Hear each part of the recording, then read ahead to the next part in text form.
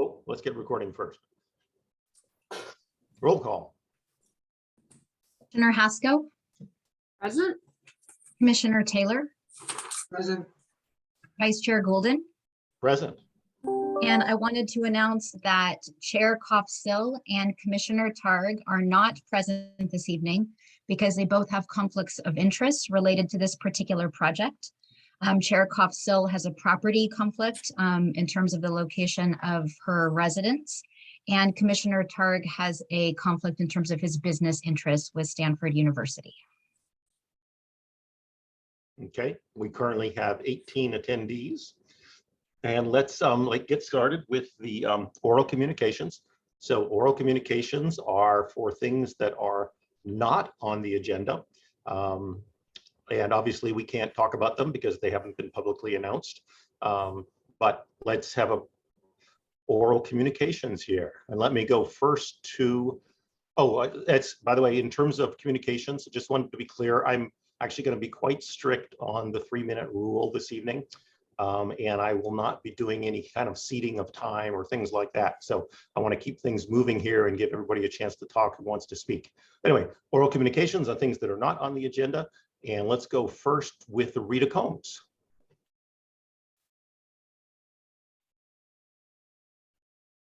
Rita, you're on if we've got you unmuted. Okay, I just got the unmute button. Thank you There very you go. much. There you go. We got you. I just want to ask a point of order question.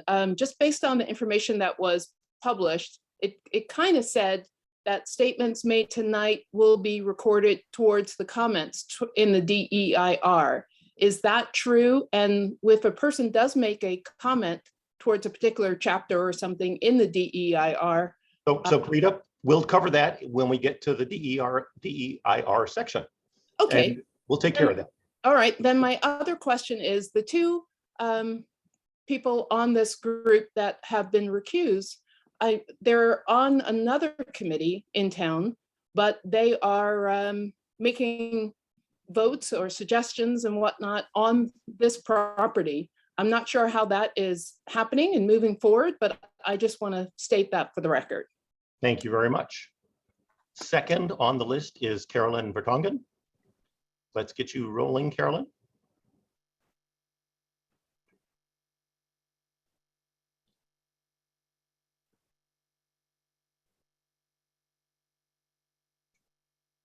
Okay, Carolyn. You hear me? Thank you. Again now, yep. Thank you. Good evening, Vice Chair and members of the Planning Commission. A lot has happened since February 2022.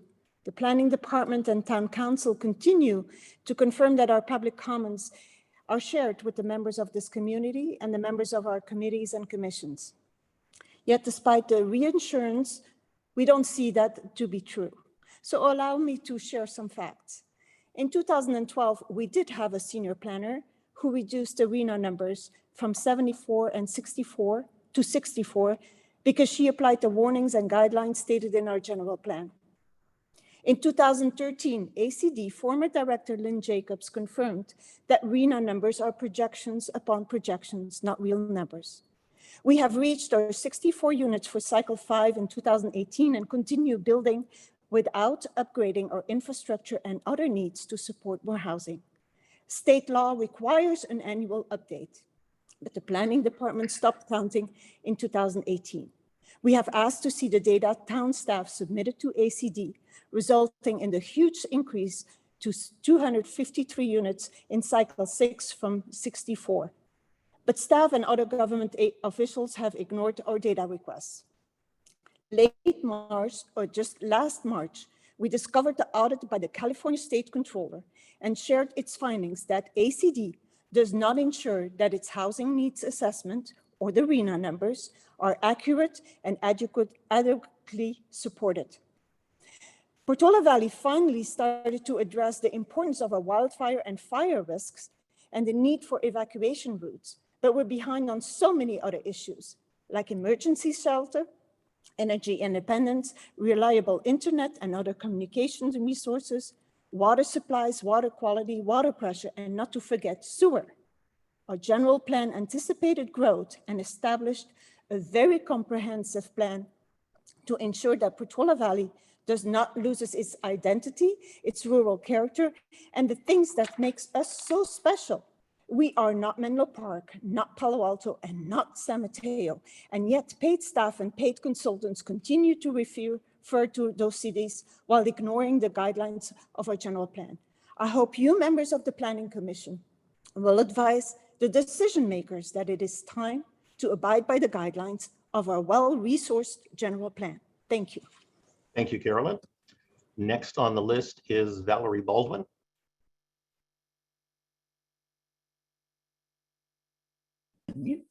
I think you're ready. Yes, I just unmuted. Sorry. Yes, I've spent a huge amount of time replying to the ecology parts of the Stanford EIR, and went to send it through the Portola Valley website, and it said I could only do 5 megabytes. Well, my response is much, much larger than that. So are you going to be covering how to make sure that the people that need to get my response get it and reply?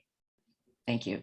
I think we can probably do something with that after we get through the comments period. We can certainly figure out a way in some fashion to get that in. Let's go to Christy Corley.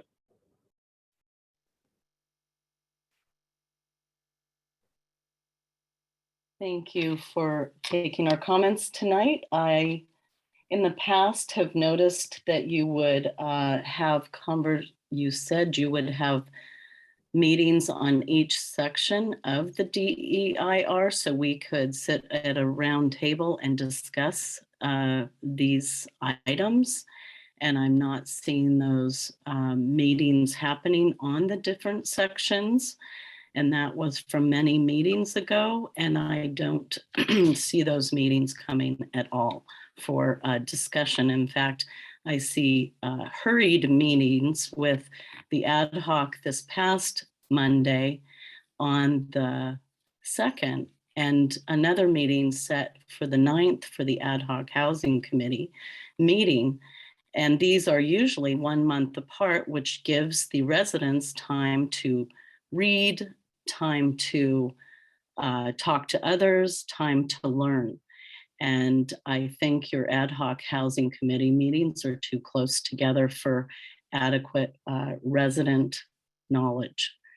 My second comment is we've been asking for drawings to be put out on the fence, such as Stanford does for their own hospital and their remodels. They're beautiful colored drawings. If you drive around Stanford, you can see that. And we are not seeing the drawings on the fence as people take a walk. And we'd appreciate the same drawings so as people pass on the path, biking or walking or running, that they can see exactly what's coming without going on a website to see it. So we still ask for that. And those are my comments for now. Thank you. Thank you, Christy. And one more just came up, Karen Askey. Again, stuff that's not on the agenda tonight. Let's get Karen on. Hi, I don't think that this is on the agenda per se. It is about the wedge, but it's not about the EIR. My biggest concern is that right now Portola Valley doesn't have public transportation. We have a Samtrans bus that runs only during the school year, only comes in and out one time a day, in the morning, out in the afternoon for school kids. And when I looked at the wedge development, it's about the parking, and is there enough parking given the lack of public transportation? I went on the tour. I asked one of the project managers there where overflow parking might be. If you have a faculty member that has an event, anything that could go beyond, what daily life is. And the response I got was, oh, well, there's always Ford Field. And then she saw the stunned look on my face and she said, oh, I'm sorry, I shouldn't have said that. So I just want to share it. It's not part of the EIR, but I just want to draw a concern to that. Thank you. Actually, I think we do touch it on the EIR, Karen, but that's okay too. Let's see, is there anybody else who has a comment for the open oral communications? I am seeing no hands up, so I will close the oral communications. Laura, on that one particular question about somebody having trouble input, do we have an answer for that at the moment? Yeah, if you can't submit it through the web form, you can send it into the email address, which we'll have on the screen and is also on the materials. We'll have it on the screen later, but it's stanfordeir@portolavalley.net. So Stanford EIR, no spaces, no punctuation, at portolavalley.net, and we should be able to receive it that way. So I think, Laura, if she has included a lot of high-res photos, she won't be able to email it either. There's like usually a 20 megabyte limit, and you can blow that out in a hurry if in there. So we might have to come up with an alternative answer for her, even just a USB stick or something to get it across. Yeah, and people can always drop it off on paper at Town Hall during business hours, and we'll scan it in and put it into the record. Perfect. That's always another way to do it. Okay, sounds good. Let's move on then, and let's go to the first item, the item on the agenda, which is the review of the draft environmental impact report for the Stanford Wedge. Just so that folks know, we're not covering the rest of the Stanford project here. We're focused entirely on the EIR. So we'd love it when we have comments on this that you stick with the EIR. If you're not sure whether it's an EIR comment or not, go ahead and speak, and then we'll figure it out one way or another, or it may be appropriate for a future meeting. One way or another, we can sort that out. And let's see. What else do I want to say? No, I think that's good. Let's, Craig has a thought. Yeah, it's my understanding that tonight we're here to collect public comments and also ask clarifying questions, but we're not here to make any decisions or move the EIR. That tonight is just a collection of information that goes back to the author of the EIR, and Laura can probably chime in here. I just want to make you are totally clear correct to me. Yeah, that's our model for tonight. Is that correct? That is totally correct. I've skipped over one of my talking points here. I was supposed to say that. So because it's a big project, the EIR, as any of you who have physically seen it, is a much more formal document than we normally get when we're doing that's one of the three. Much more formal process, which means we have a more formal response too. So we're required to collect input for I think it's a 45-day period. And what we would be doing is taking all of that input and questions and comments, and then responding to that in total, so that we're not trying to individually cover it along the way. So that's what we'll be doing tonight. There will be minimal discussion, even on our part, in terms of what's actually there. So thank you for reminding me of that, Craig. And then, John, one other comment, since it came up in the oral communication. Carolyn's comment about breaking the pieces up and having discussion. I mean, I do remember we had that conversation. So given we have the EIR now, is that all kind of moot? Why don't we cover that when we do some of the discussion about where we are in the process and moving forward? Okay, great. Thank you. Okay, so I think it's a staff report. I'm not sure who's doing the staff report, but let's go with the staff report. Okay, great. I will get us started. Good evening, everyone. Vice Chair, commissioners, members of the public, thanks for attending this important meeting related to the Stanford Environmental Review. So I'm Laura Russell, the Planning and Building Director. I'm joined by Cara Silver, the Town Attorney, Stephanie Davis, the Consultant Planner working with us on this project, Rebecca Auld with Lamfair Gregory. They're the environmental consultant that wrote the EIR with their sub-consultants, and Jake Garcia, our consultant planner. The applicant team is also in the audience tonight, but they will not be giving presentation. They are just listening. So in case you were wondering about that. So I wanted to talk just briefly a little bit about the California Environmental Quality Act and how we can think about it here. So we call that CEQA, C-E-Q-A, and that's a state law that's been around for many decades, and it's all about disclosure. It's all about doing analysis and study and collecting information on different environmental topics that are defined within the law, and to help the community understand the project and to help the decision makers evaluate the project.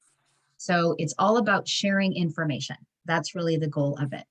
And there's different levels of review under the California Environmental Quality Act. An EIR, an environmental impact report, is the most detailed type of analysis.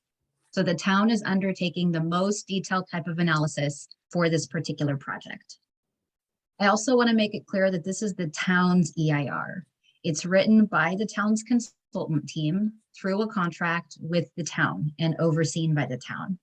So Stanford is responsible for the cost, but that's through a deposit arrangement. So we wouldn't want the town to have to pay for the cost of a large analysis like this. So that is their responsibility to pay for it. But they did not participate in drafting the analysis or the conclusions. That rests with the town and our consultants. So CEQA, when we bring it together and look at these documents, relies on a couple of different areas that I'd like people to be aware of. And that's the law itself. And then there are guidelines that are put out by the state. And then there are best practices within the different topic areas, within the different specialties. And then there's case law that comes from court cases related to CEQA.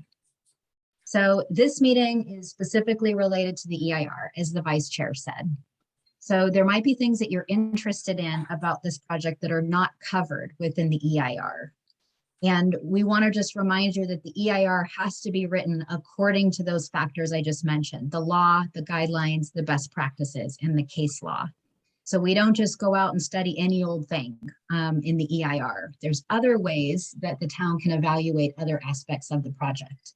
So tonight we want to stay focused on the EIR, and then there'll be future meetings to talk with the Planning Commission, a couple of study sessions about particular topic areas that you were interested in, and additional committee meetings that will be coming up. When we have those future meetings, that will be the time for the Planning Commission and the committees to think about the town's policies, the general plan, the code, the state law around things like density bonus, and look at the findings for approval that are within our municipal code. So all of that is going to be upcoming and will not be covered tonight. So we like to say it's like the merits of the project. We will not be talking about the merits of the project, just the EIR comments. So we know that it's hard to separate sometimes between what's about the project and what's about the EIR. So a simple example that I would give you is if you want to say, I'm opposed to the project and here's why. That's typically a comment on the project. If you're giving a comment on the EIR, it might be something like, I found the tree removal analysis to be incomplete because of X. And I think you should further study why to have a complete analysis. So that would be an example of more of an EIR comment. As the vice chair said, if you're not sure, please just give us those comments. That's what this meeting is for, and we're happy to receive those. So we want to make sure that people feel like they've had the opportunity to provide their comments on all different aspects of the project. And we'll sort them out and we'll make sure that the EIR related comments get responded to. So here's how this meeting is going to go this evening. We're going to have a presentation from Rebecca Auld, who's the main author of the EIR itself. Then there'll be clarifying questions from the commissioners to the staff and consultant team. And then there's going to be public comments. So this is the opportunity for members of the public to put your comments into the record. So this has the same weight if you give comments today. It's the same level of importance as if you send in a letter or written comments or through any other methods that we've provided to you. So tonight we will not be able to answer specific questions on the EIR analysis, but we are keeping track of your comments and questions. And then we'll answer those questions as part of what's called the final EIR, which is an upcoming step that we'll talk a little bit more about. We will be available to answer procedural questions. So if you have questions about how this process is going to work, what we'll do is after all the public comments, we'll answer those procedural questions so that people have an understanding of what's going to happen next. Then we'll come back for any commission comments. So this is a chance for the commission to give any comments to the consultant and staff team on the EIR. And then that will wrap up this agenda item for tonight. So that's what we expect to happen. We know that it's been quite a long time since the town has evaluated an EIR. So we're happy to answer any questions from the commission. And we just want to see an opportunity for everyone to be able to provide their comments. So if there's any like kind of overall questions, we can I can try to answer those, and then we'll go over to Rebecca for her presentation. So it'd be overall questions from the commission members. Yeah, just to make sure everyone understands how the evening is going to work. Craig, go for it.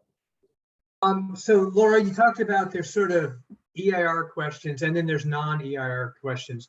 What's going to happen to the non-EIR questions? They will still be in the record, so we'll sort them out. The EIR questions will be responded to, and then we'll collect the rest of the questions and make sure they stay in the record for the Planning Commission to consider in the future. So we'll be working on FAQs, updating our FAQs, and trying to get more of those questions answered. And then we'll be discussing them in upcoming meetings. Okay, so we'll have separate meetings where the non-EIR questions are going to be available, and then we can decide what to do with them. Is that the right idea?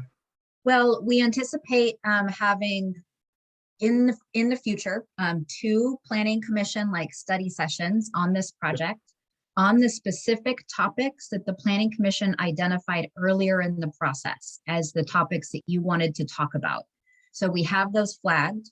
And we plan on having 2 study sessions where you'll have a chance to talk about those, receive presentations, talk about those, and have questions and comments then. Okay, great. And we'll try to get the applicable non-EIR questions into those study sessions. Sounds like the right place for them. Yeah, or into FAQs, kind of depending on what they are. Yeah, great. Perfect. Thank you. It probably would be best if people held them to those actual meetings, but we don't want to, prevent or not take any input that's available. Sure, and I just want to make sure that we don't, in the process, lose stuff because of the sort of bifurcation here. Right. Yeah. All right, let's keep going. Okay, great. I'll turn it over to Rebecca Auld for her presentation. Good evening. My name is Rebecca Auld, Vice President with Lanphier Gregory. I'm going to be sharing my screen.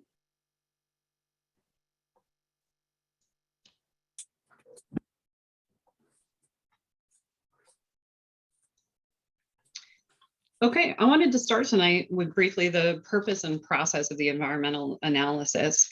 Then I'll be summarizing the analysis and conclusions of the environmental review, and finally end with a discussion of commenting in the next step in the process. As the agency with discretionary approval over the project, the town is the lead agency under CEQA. That means they're required to consider the environmental implications of the project. To meet this end, an EIR process has begun. The EIR. Rebecca, I'm sorry. Yeah. I'm sorry to interrupt. Could you go into presentation mode so we can see it a little bit more clearly? Yeah, thank you. I am in presentation mode. Let me see what's going on. Do you have 2 monitors? Nope. So on our screen, we still see the slides on the side. Okay. And now we don't. And I see nothing. Let me try this again.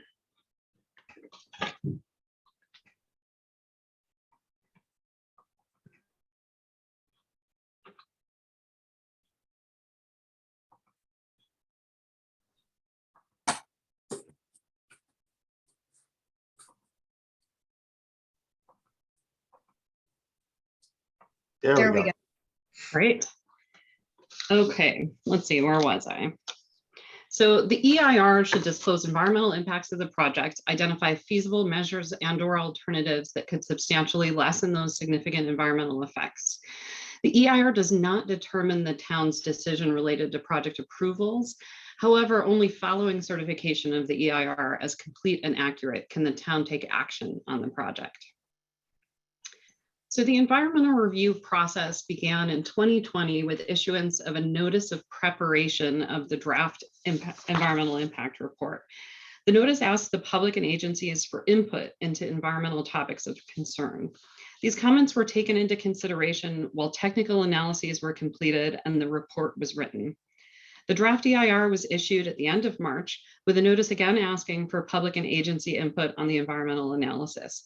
That's the place that we're at right now and the purpose of this item tonight. Following the close of this 45-day review period, we'll compile, review, and respond to the environmental comments received and issue a final EIR. This would be considered along with project approvals at town hearings. Issuance of the final EIR and hearings are anticipated in the summer and fall of this year. A lot of work has gone into the analysis, including from myself, town staff, and technical specialists performing detailed analyses. These include visual simulations, biological surveys of the site, cultural and tribal cultural coordination and surveys of the site, emissions, noise, and transportation analyses, technical review of civil engineering reports and plans, including those for geology and faulting, hydrology, hazardous materials, and utilities, review of relevant plans, policies, and regulations, and of course, wildfire modeling. These next 3 slides summarize the potentially significant impacts identified in the EIR and the mitigation to reduce those impacts. During the construction period, these would include measures to minimize dust and emissions, measures to minimize biological disturbance, the monitoring for undiscovered cultural or tribal cultural resources during earth-moving activities, site-specific construction and seismic design to address the specifics of the site geology, and erosion and sediment control. After construction and during operations, mitigation would be required for the prohibition of nighttime and off-trail use to prevent the potential impacts to biological resources. Implementation of and ongoing maintenance of the stormwater drainage system, measures to increase the safety of trail crossings, and measures to reduce the potential for ignitions due to human activities. Mitigation would also be required for the ongoing vegetation management on the site. These would minimize biological disturbance, protect known cultural and tribal cultural resources outside of the development area, and increase the effectiveness of the vegetation management plan to reduce wildfire risk at the site. The draft EIR concluded that with implementation of the identified mitigation, the project would not result in significant impacts to the environment. The draft EIR also considered a selection of alternatives intended to provide meaningful comparison of the impacts that would result from the project or from possible alternatives. Under the no project alternative, it was assumed that a horse boarding use would continue at the site. Because there would be no construction or change in operations, there would be no environmental impacts, but it also would not meet project objectives to provide housing opportunities and would not result in comprehensive wildfire risk reduction or the permanent preservation of the open space hillside.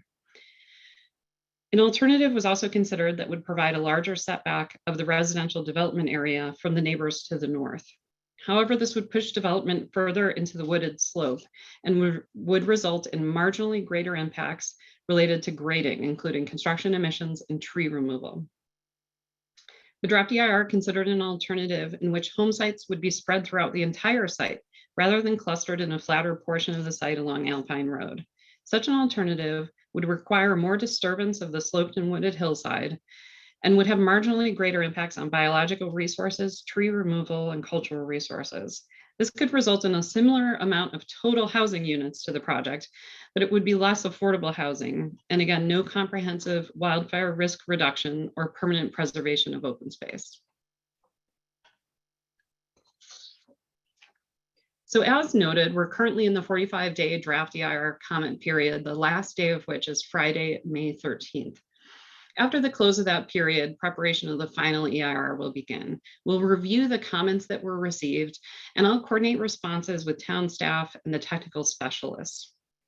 We'll identify whether any revisions to the draft EIR are necessary and include those with the responses in the final EIR.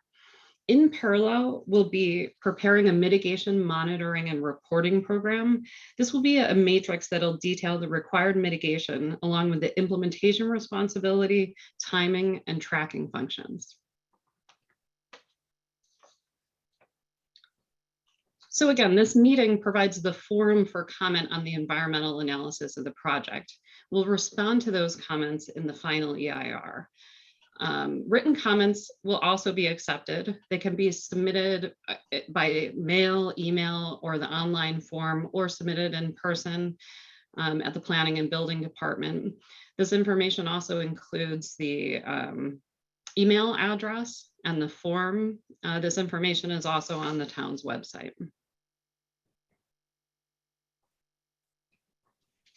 So finally, some additional advice for effective environmental comments. All comments received will be provided to town decision makers for consideration during project approvals, but only comments on the environmental analysis will receive a written response in the final EIR. Subsequent challenges to an EIR are usually legally limited to topics that were raised during the environmental review process. The more specific a comment is, the more specific our response can be.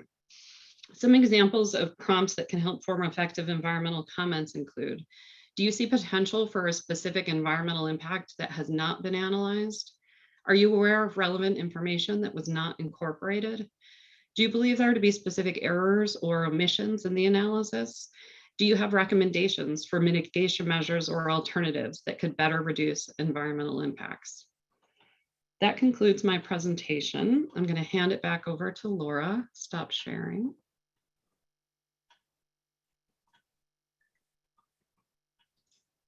Thanks, Rebecca, for the overview. So we just wanted to kind of ground the Planning Commission and the public in the same place so that we would know kind of how we're thinking about the EIR in the meeting this evening and how to provide comments.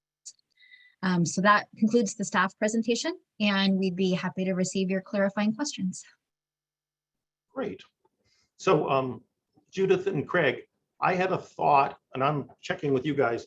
In my mind, I had two sets of questions. I kind of had the overall EIR questions, and then I actually had some specific ones on specific pages in the EIR. I was thinking of covering the general ones first and then going to specifics. Does that work for you? It is fine for me, but I'm not as organized as you. So I do reserve the right to circle back on a general point, should I not be as organized as you. Okay, yeah, that's okay. How about you, Craig? Yeah, that's fine. I mean, I'm basically focused on sort of the larger issues. Okay, do you want to start with that first, or do you want me to go with?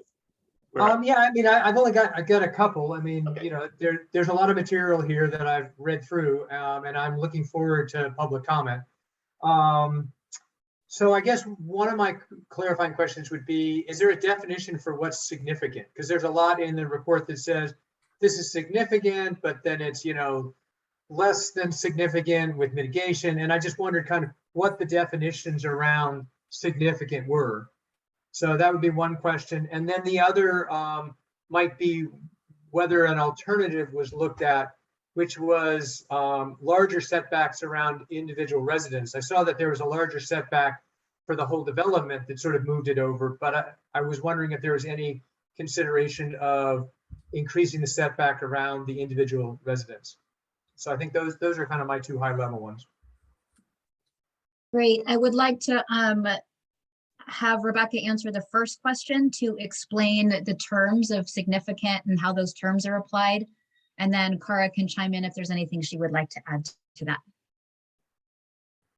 Sure, Laura. So it basically varies by every topic. There's a different answer as far as what's significant or not. And within the discussion, we'll establish what the significance threshold that we are comparing against is. So for example, sometimes this is a quantitative threshold. We have an actual number where we can say, is our number higher than that number? And sometimes it's not. Sometimes it's a series of thresholds that we take a look at, but it's different for every particular item. So if there is something in particular, we can point at it in the document. Yeah, I guess the thing I was interested in is, I mean, are these thresholds, if you will, are they coming out of the law, in case law, or are they ones that you just document and just say, here's how we define significance, and then here's where we are relative to the way we've defined it? Yeah, so again, it varies. So for instance, from the emission standpoint, air quality and greenhouse gas, we often defer to the air district, in this case, the Bay Area Air Quality Control District, and they issue guidelines for how jurisdictions should analyze the emissions, and we default to their recommendations in this document.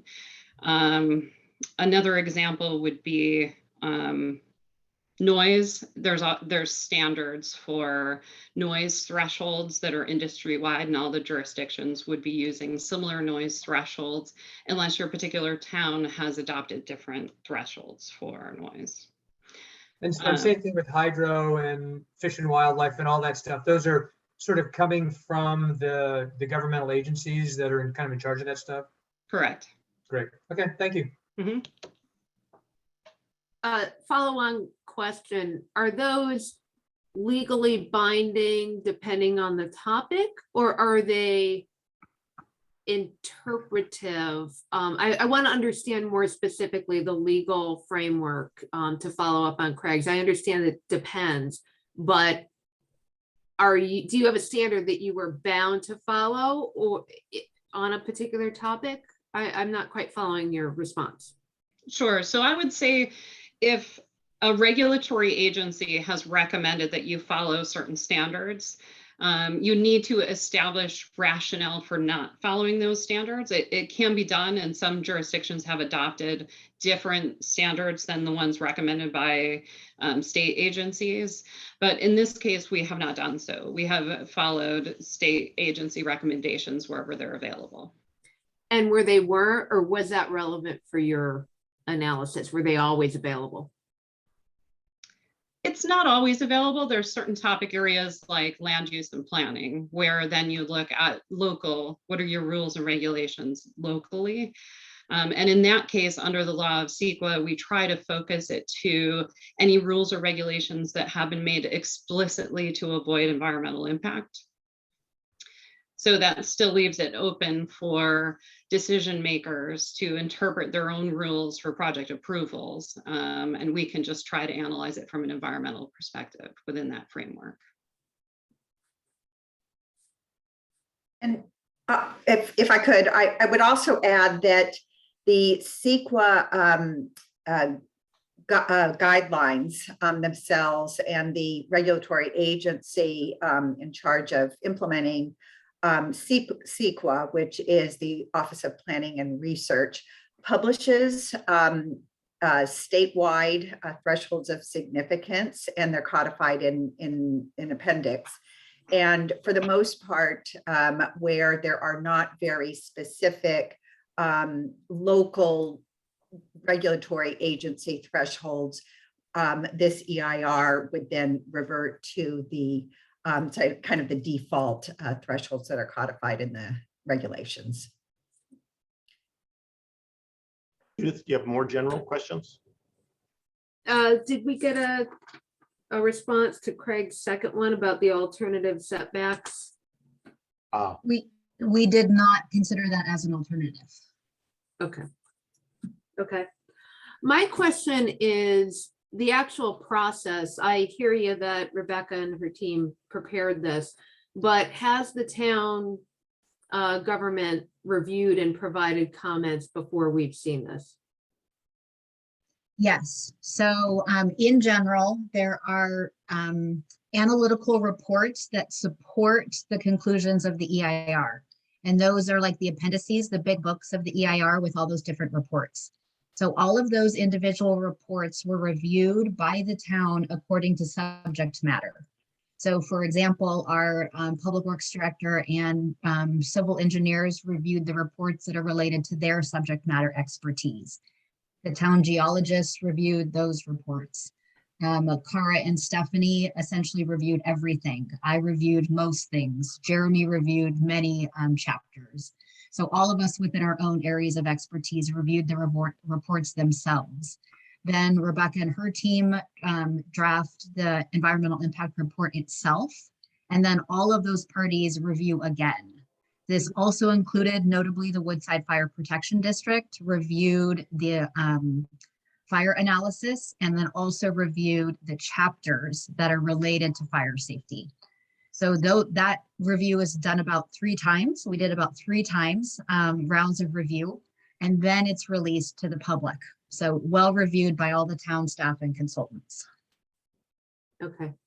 Because there are some statements in there about consistency with the general plan and things like that, where there's a line drawn between, okay, from an environmental impact standpoint, it can be found, but there are some narrative comments, and I'm just trying to understand which are coming from the project leads versus the town. So that's helpful direction, but there may be some other questions on that. Yeah, and if I could elaborate a little bit, Rebecca is looking at it from an environmental point of view. And then if we, when we're reviewing it, we're thinking about, is there anything, you know what I mean, that is not in alignment? But we know that there's other aspects of the general plan that the Planning Commission will consider in relationship to this project. Okay, super. Craig, do you have anything else, or I'm looking for my general questions? No, I'm good. That was sort of the, I mean, I'm sure I'll have more as we go on, but I think that's where I'd like to start. Okay. We're okay, Judith, if you don't have them separated out. Okay. Well, one more, a cluster of questions relates to the vegetation management plan versus the fire analysis. And one thing that I picked up, and this might be too granular for now, but let me ask it anyway. There are recitations that both the project will minimize or reduce, that's the way to say it, reduce the fire risk. But there's another place because of vegetation management, but somewhere else, and I can't recall exactly where, there's a statement that perhaps the 40% tree cover reduction on the piece of the property that is not the project should be revisited, because thinning too much can increase the understory. And so I don't know if people looked at those 2 aspects and have an answer now how to think about the juxtaposition between the 40% being great for vegetation management and perhaps not so much for actual fire reduction. And then the related question is, the fire analysis also kind of assumes that there's no, you're building a new road into the middle of nowhere. Was it taken into account that that's kind of an attractive nuisance, as I call it? Like, if you build it, they will come and people will try and get onto it. And was there a piece of the fire analysis that anticipated people wanting to go there, and certainly the increased trail participation? How did that factor in, if at all, to the fire analysis? And there was some documentation on, I mean, I don't know if it factored into the model, but it was definitely called out as issues. Okay. Yeah. Okay. So I would say this, that is pretty granular. So if Rebecca can provide a brief answer, I think that's appropriate, but I think this might be detailed enough that we would need to come back when we respond to comments. I'd like to come back to it, because I also had some other ones in the fire area that I wanted to talk more about too, but let's do that when we get to specifics. Okay. I'll do that next, if you will, because I've got I've got 3 general ones. Do you have another general one, Judith? I am checking. Just give me 1 second. Yep, no problem. Yeah, in looking at the impact on the traffic. There seemed to be somewhat inconsistent treatment of analysis of equestrian traffic, and I take it it's a small component of the overall traffic. But I don't know if there's more to do on that, because in the traffic section, equestrian is called out in a couple places, but not consistently. And I don't know if you thought about making that more consistent, or whether that, like, I'm just kind of curious at a high level how that was factored in, since it's a component unique, well, not unique to our town, but, you know, not applicable to many other towns. Yeah, I would say this in the big picture, there's not really standard best practices for, you know what I mean, integrating equestrian traffic into the analysis. The numbers of actual people riding horses are low enough that there's not a tremendous amount of meeting under CEQA.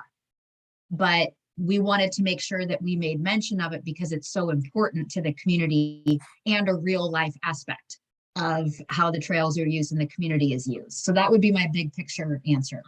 Okay. Did they monitor the equestrian traffic? I guess that's my last question on that topic. I do not believe so. Rebecca, do you Okay. know? They were out at the site taking a look, and they noted equestrian traffic along that trail while they were there. Okay, John, back to you then. I can save my other more granular ones. Okay, sounds good. So I guess I have 3 overall questions.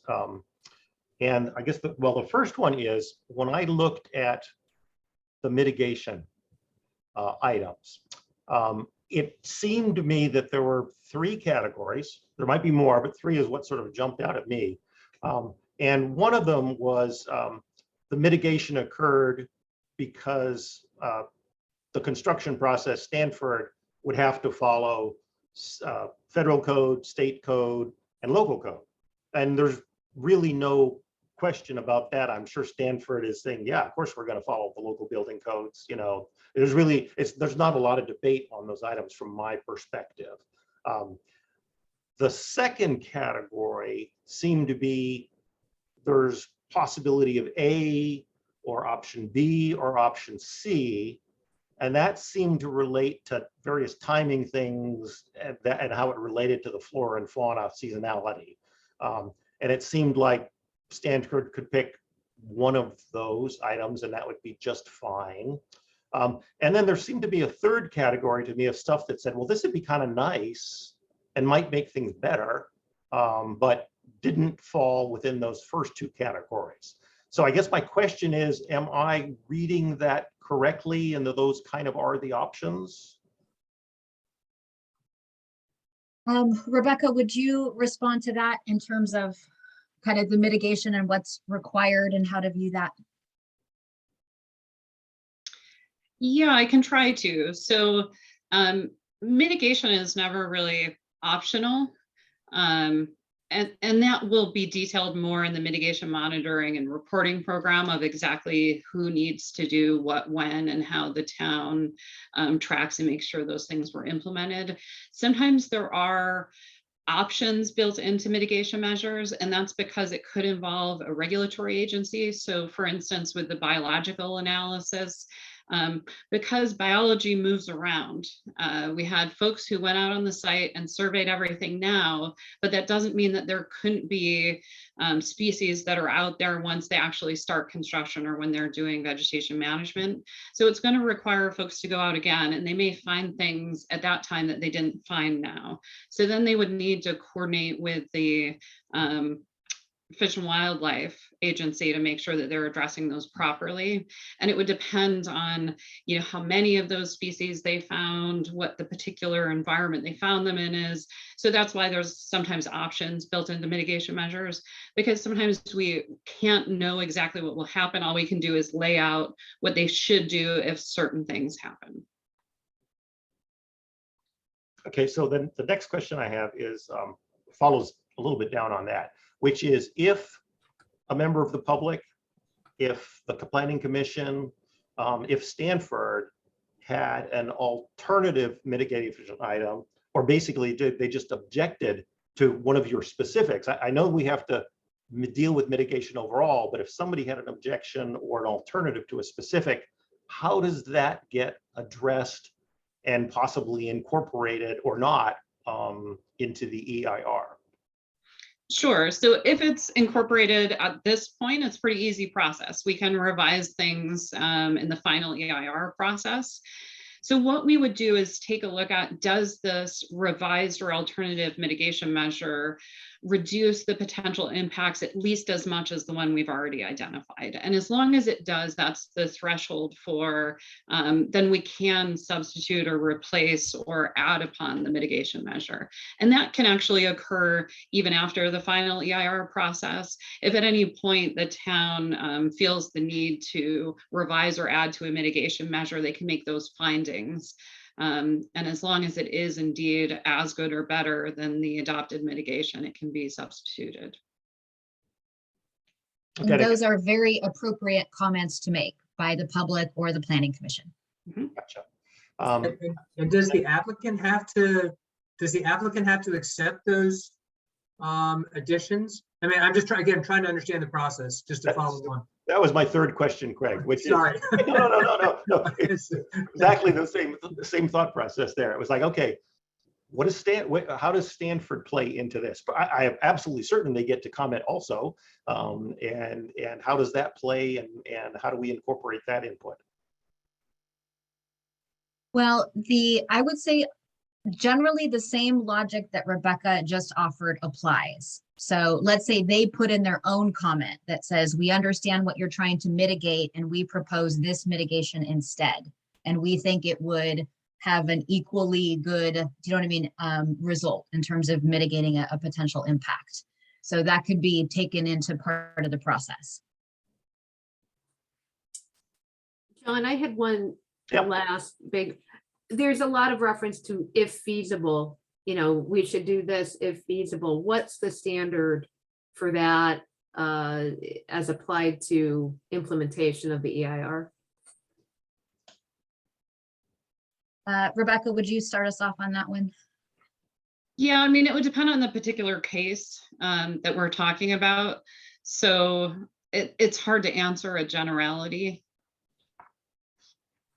I would say if the applicant argues that something is not feasible, they would need to propose something that is feasible, that is at least as good at reducing mitigation, and provide some support for why they believe it not to be feasible.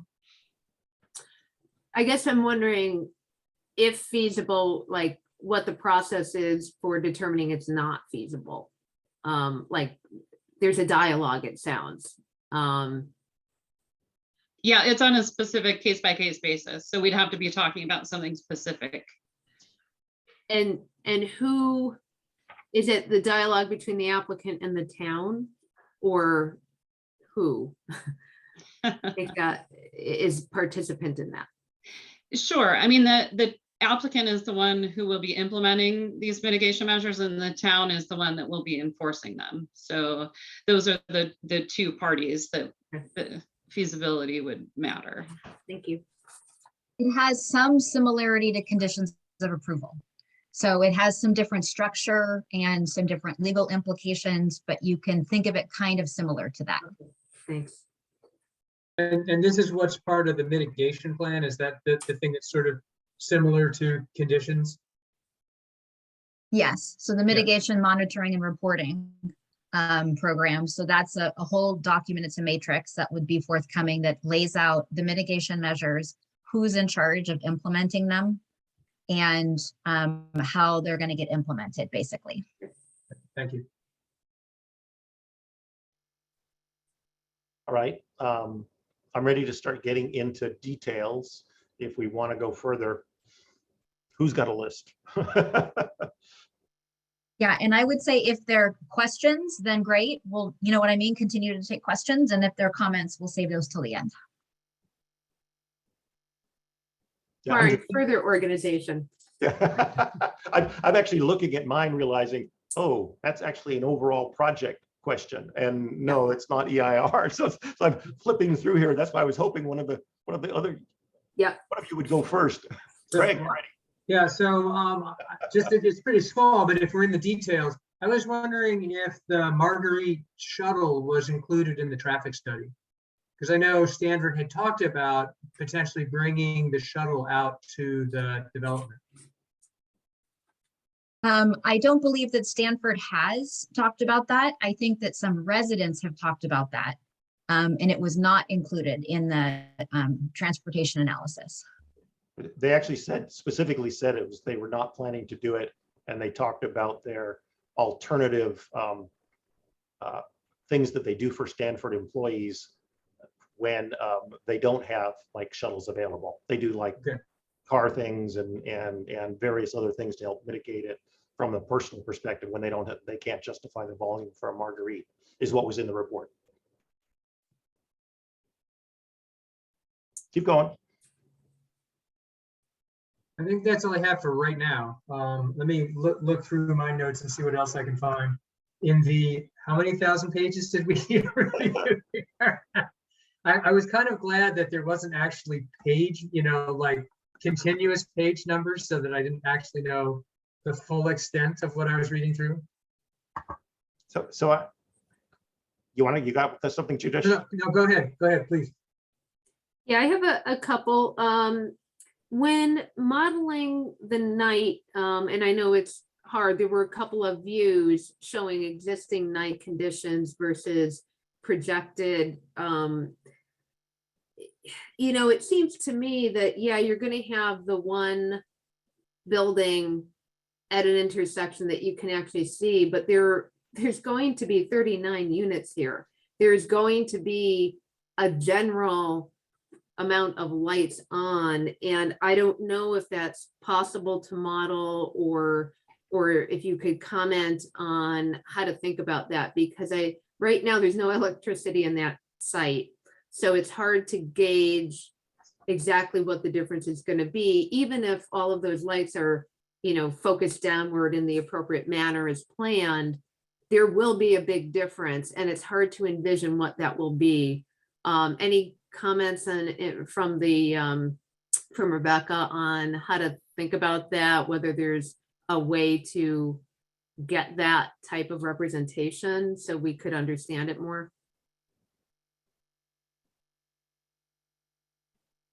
I think this might be more of the kind of question that we should answer in the final EIR, but I would say that the analysis included in there is the industry standard for how such an analysis is performed. So actually doing a visual modeling to try to look at what that site would look at from the outside during the nighttime. The lighting that they're proposing at the site and the size of the windows are actually all intended to keep the light at the site during the nighttime to a lower level than for even the existing surrounding residential areas. But I think that can give you, an idea of what residential areas look like at night. The surrounding residential areas would be similar or have more light than the site would.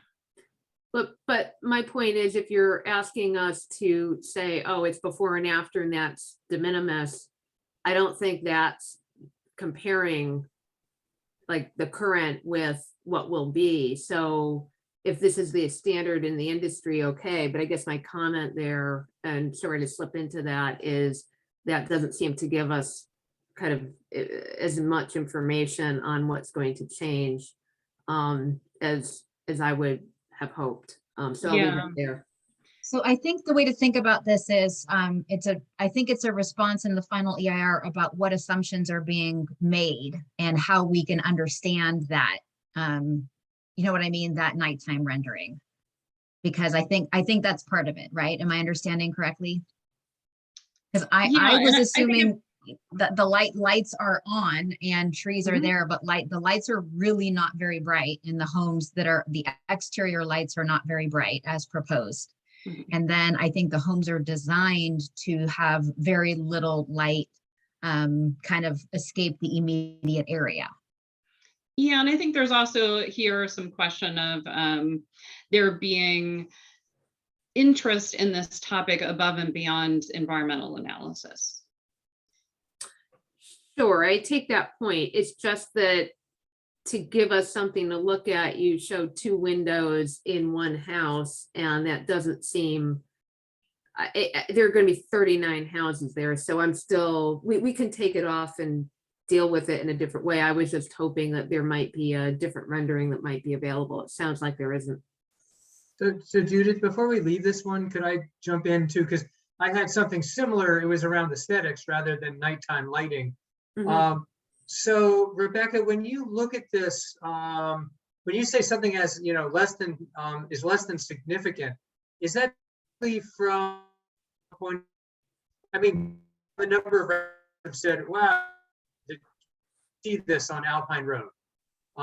And yet the project's sort of defined as less than significant. So can you help me understand, is it just that the EIR is really focused? Can you guys still hear me? I'm getting unstable connection. Still okay? Is it really that it's focused around environmental concerns, or is there something else going on? I mean, I'm just, you get what I'm after here is, there's clearly going to be a visual impact. I mean, there's no way you can put 39 houses in and not have a visual impact. And yet, if it's less than significant, it sounds like you're saying it's less than significant within an environmental context. Is that the right way to think about it? Yeah, you've hit the nail on the head, and we can provide a more detailed response in the final EIR, but it is the difference between interest in this topic from an environmental perspective. What impact would it have on the environment versus what aesthetics concern do people have? Sure. Thank you. And thank you, Judith. Yeah, no problem. I would have thought that the wildlife might be more sensitive if there's 39 units that have it. So I still think that that's something I'm not satisfied by. In terms of the response, wildlife cares. That's a large part of why we care. But Yeah, I'll just leave that out there. Okay, that would be addressed in the biological chapter if you're looking for it. Okay, there are references to the low probability of certain types of wildlife being in an area. What's the basis for that statement? Biological surveys of the site? Yeah, the eagles and the white kites, I think it was, and different things. There at the end of certain sections, it just says, but that's a low probability. And I'm just wondering if it's because what that assumption's based on, or what that statement's based on. Sure. So it's detailed in the attachment, the technical biological report, but it's based on a number of factors, including the appropriateness of the site as habitat for those particular species, and then also sightings of those species in the area.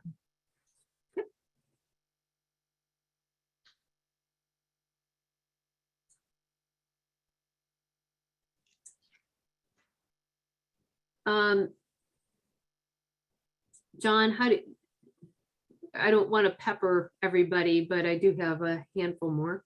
Yeah, go for it. Okay. I'm still finding mine. Okay. I focused on the top end because I knew I wanted to talk about that first. So I wasn't sure if now's the time to talk about Yeah. the granular 40% canopy reduction versus the statement that the understory might grow too much. I don't know if you can help provide context, or if that's just something that you want to look at and kind of maybe update or respond to in the future. That's fine. I just found that.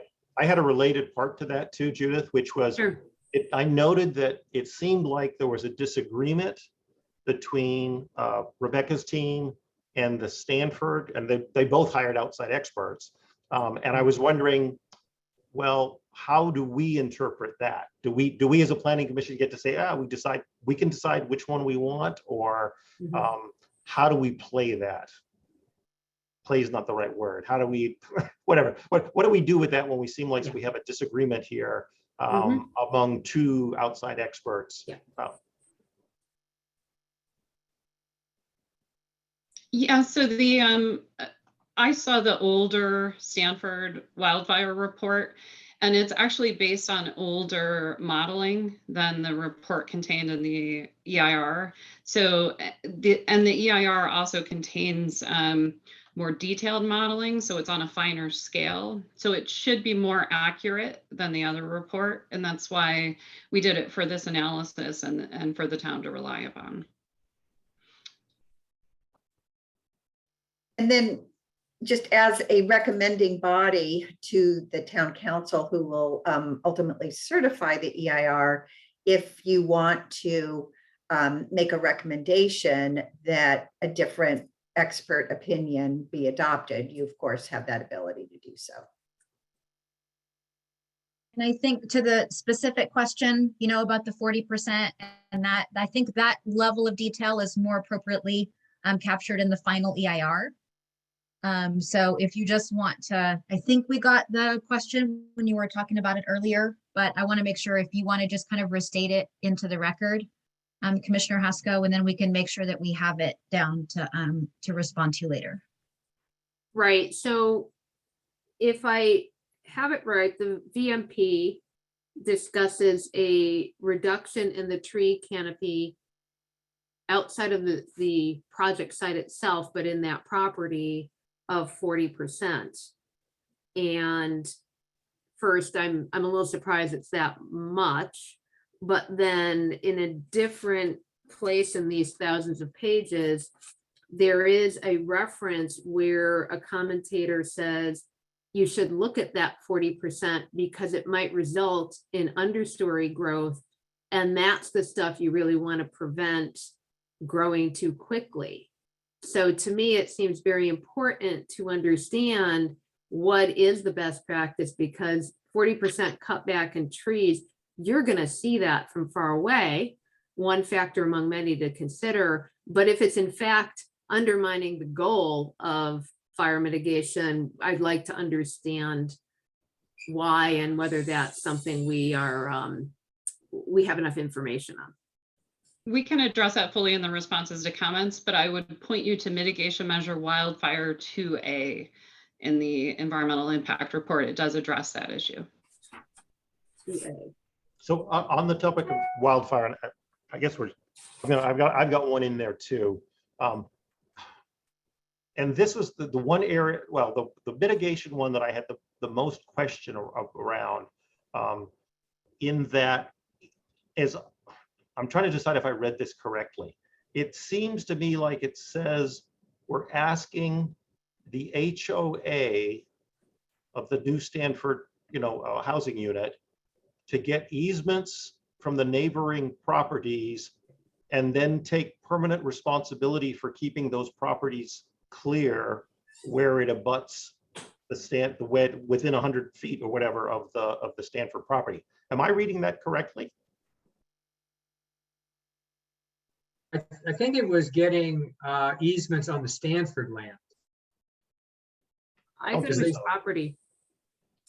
Or I think it says the other property. Maybe they meant the Stanford property. Yeah. Well, because I'm separating out the HOA, I think that's going to be limited to where the houses are with some buffer. I don't think the HOA includes all 70 acres or whatever. That was my reading of it. I might have gotten that wrong. So it's good clarification for sure. Yeah. It says, as feasible, obtain fuel management easements on adjacent properties Mhm. where defensible space is not 100 feet from structures, so the HOA can treat fuels appropriately. So that would be the Stanford land plus on the north side. I think I think that that setback isn't a full 100 feet. Is that what I remember? I'm trying to remember the exact numbers, but maybe that's Yeah, the area. well, 100 feet's not required. It's not part of the code, right? So that's why it's not 100 feet. But I think, Rebecca, I guess I'm checking with you on that. Am I reading this correctly, that you're recommending that the HOA take on permanent responsibility for clearing the neighbors' properties? So we can respond to that in the final EIR, and we'll coordinate with legal folks to make sure we have the appropriate response there. But that is what you're reading, and that's wildfire 2B, that mitigation measure. Okay. So let us take that into consideration and respond officially. Yeah, Okay. because usually like the best practice for defensible space is you do 100 feet or your property line. right? So you don't, then the 100 feet usually stops at your property line. So that's the standard practice. So, you know, I agree with Rebecca. Let us look at that and give a response back. Okay, and I know I'm doing it as a question. I may come back with a discussion part of that later because I actually have more input on that, or in thought in terms of that one. So that was wildfire. Craig, did you have any wildfire stuff? Just, I wanted to follow on with Laura is that, you know, it's one thing to deal with property owners that aren't Stanford. I just want to make sure that potentially a different standard is applied to the 70 acres than might be applied to an existing residence on the edge of the property. Because again, my understanding is that the HOA, is the HOA and this project the whole 70 acres, or is it just where the houses are and the rest of the, you know, whatever it is, 68 acres is considered kind of separate from this project? My understanding is that the HOA maintains the, that first, I think it's 200 feet immediately around the project. That's Right. their responsibility. And then Stanford University, you know what I mean, separate from the HOA, maintains through their vegetation management of their properties, the rest of the property. Right, and I think all I'm asking is when you're thinking about the final legal answer to who's maintaining, you know, vegetation management within whose setbacks, that at least those two are tightly coupled. Mhm. Thank you. I've got two tree related things to ask about. And one's a question of how things work. On the one hand, the EIR concludes that the removal of trees will be compliant with laws because the tree removal would occur through the normal permitting process in the town. But if you think about it, that kind of binds the town to have to approve it. So I'm a bit confused about finding that it complies, and then, you know, that seems to take away the discretion of the town or the application of a permitting process that has any discretion at all. So I don't know if you have any comments or you want to look up how to respond to that in the next round. I mean, I would generally say that it's sort of an if statement, right? That if the project is approved through the town's process, then the tree removal will have been approved through the town's process. There's not an environmental impact of that because it's gone through the process. That doesn't seem to hold up in terms of logic for me, but I'll leave that alone. And then there's another statement that the majority of trees remain undisturbed outside the project area. But the majority is 51%. So maybe there could be clarification of what that is saying. I understand there's a 40% canopy reduction, but outside of the planned tree removal, why is it only the majority of trees that are gonna remain undisturbed? That seems an important distinction to be made.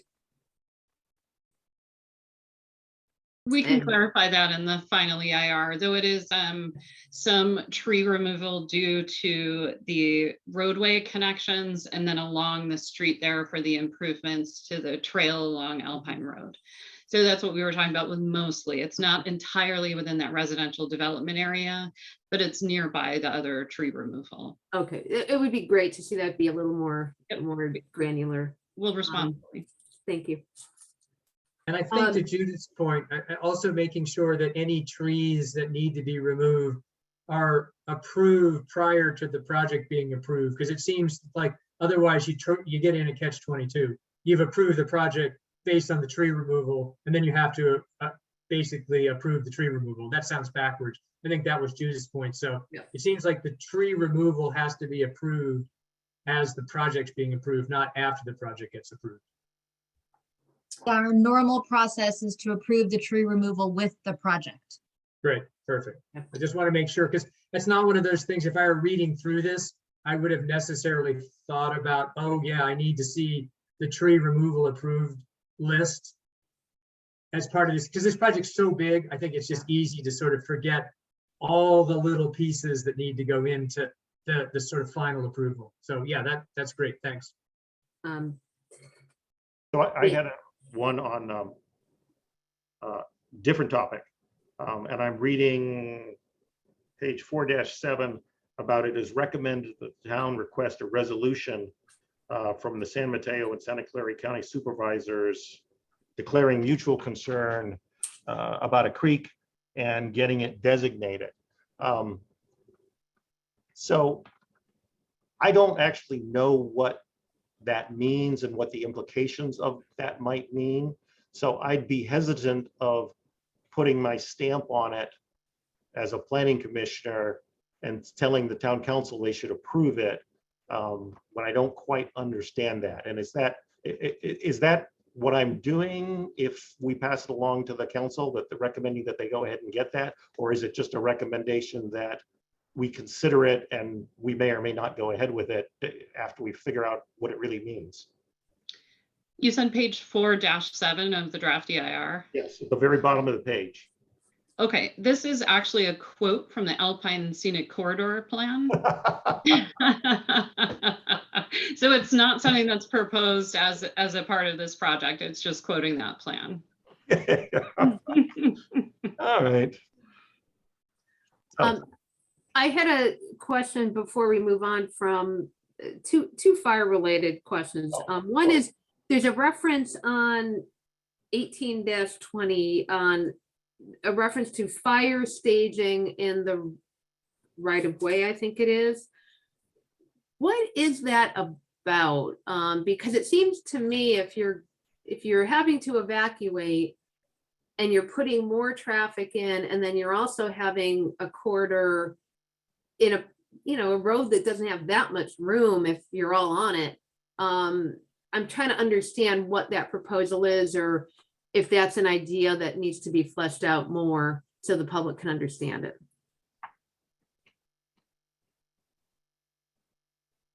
Yeah, so that's something that's being coordinated between the Woodside Fire Protection District and Stanford themselves.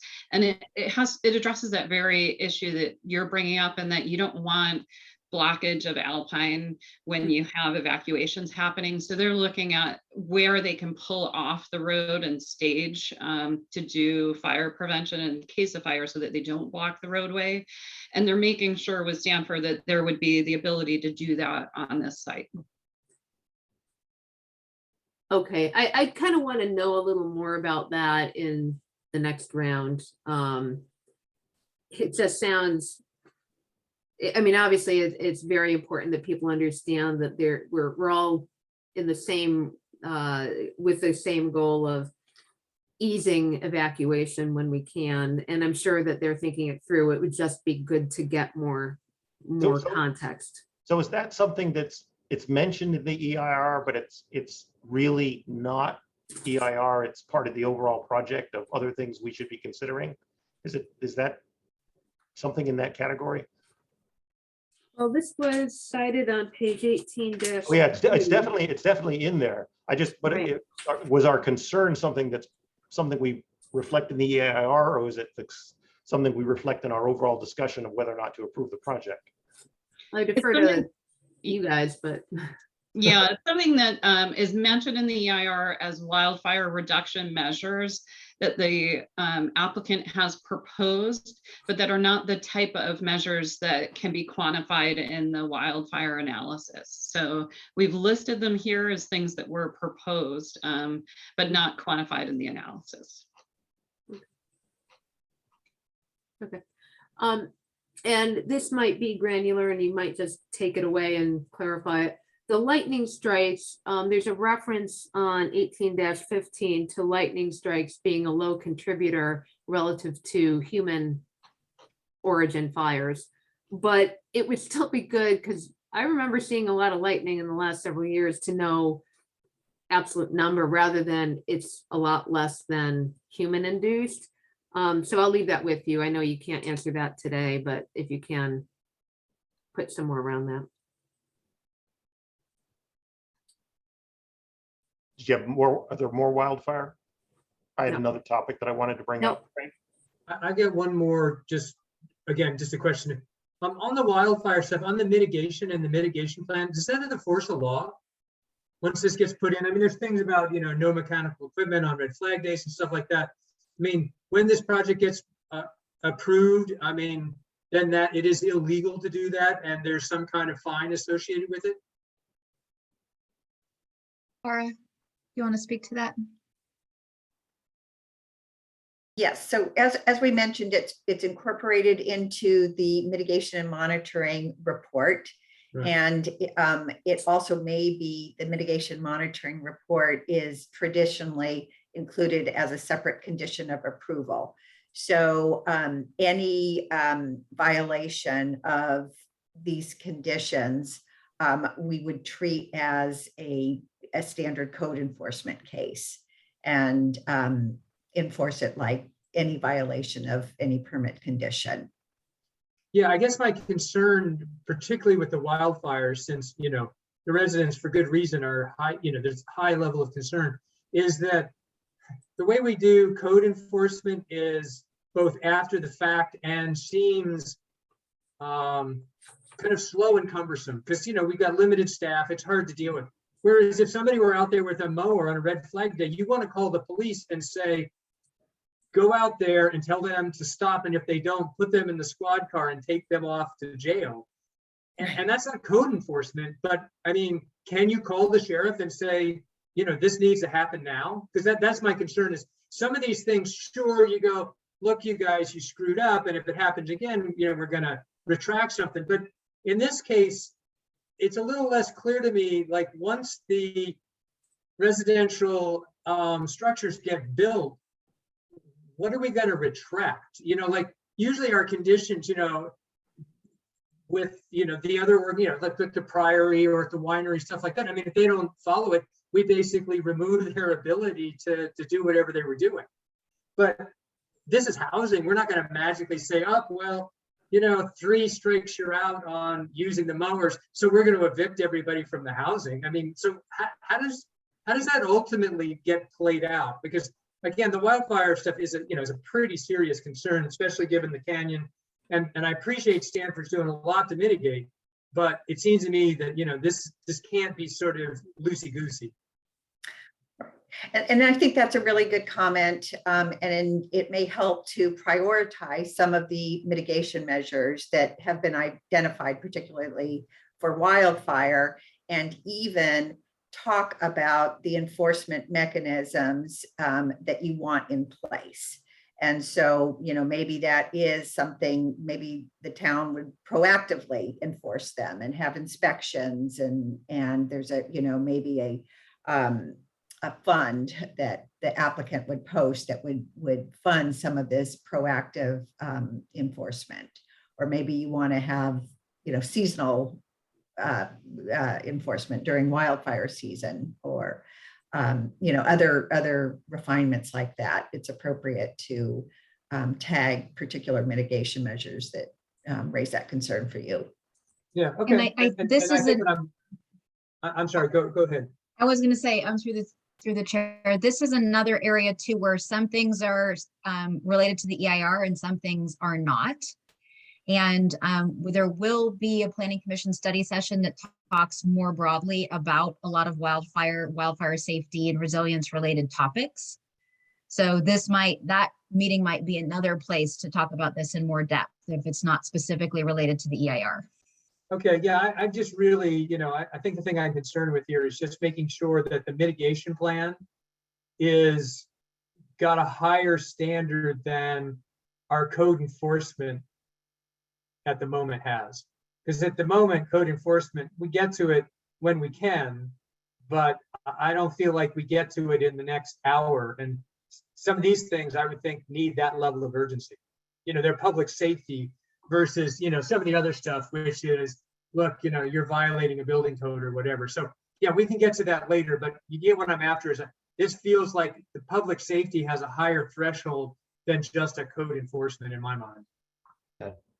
I've got one last question, and I think you're going to tell me it's a later topic based on where we've gone discussion wise, which is okay. But I noticed there's a number of areas in the EIR, and I think it had a lot to do with chapter 15, that relate to discussions of fees being paid by Stanford to utilities companies or fees that are being collected by the school district. And, you know, there's not a dollar amount there or whether we actually are getting them. I think, is that something that we would deal with outside of the EIR?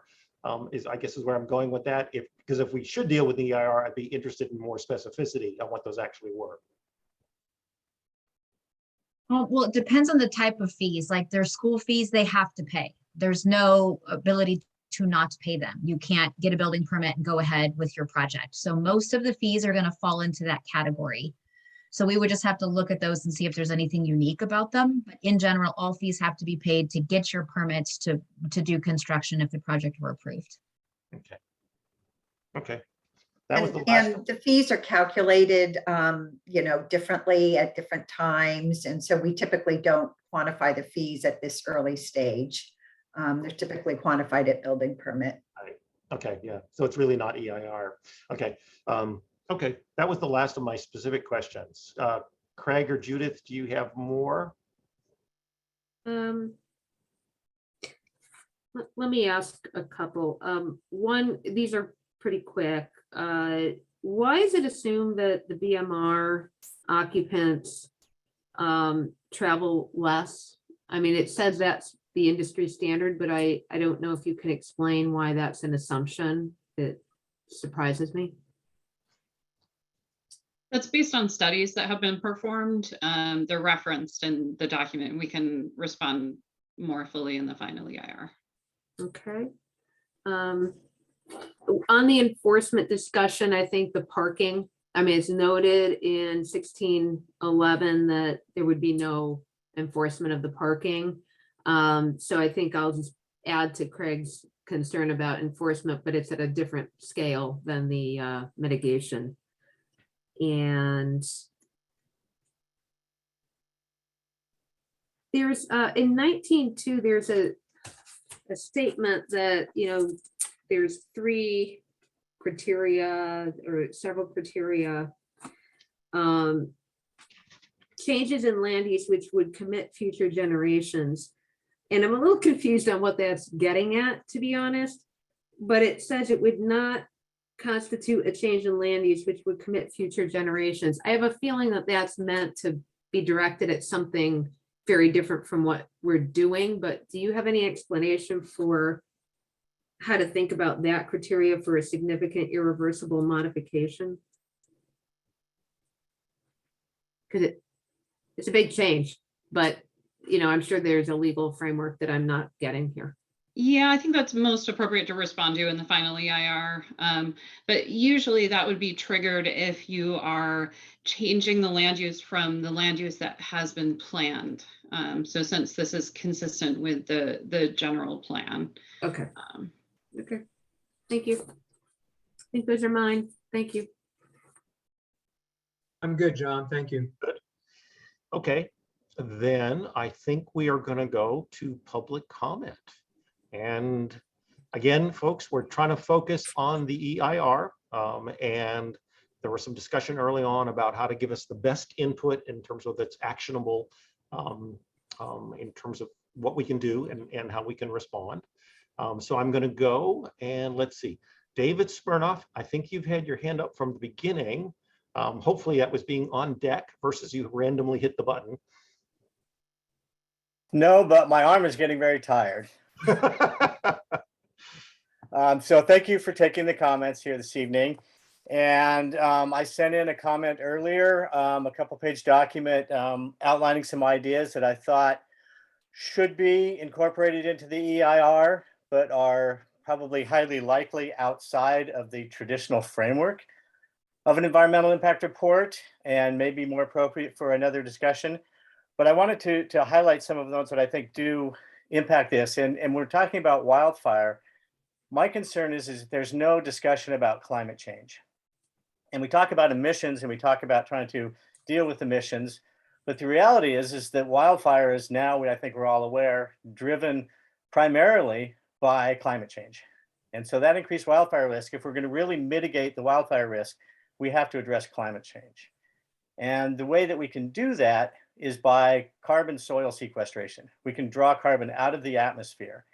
And if this is not part of the EIR process and it's not a mitigation that could replace, for example, another wildfire mitigation process, it should be, because we've literally set the planet on fire and it's incumbent upon us to put that fire out.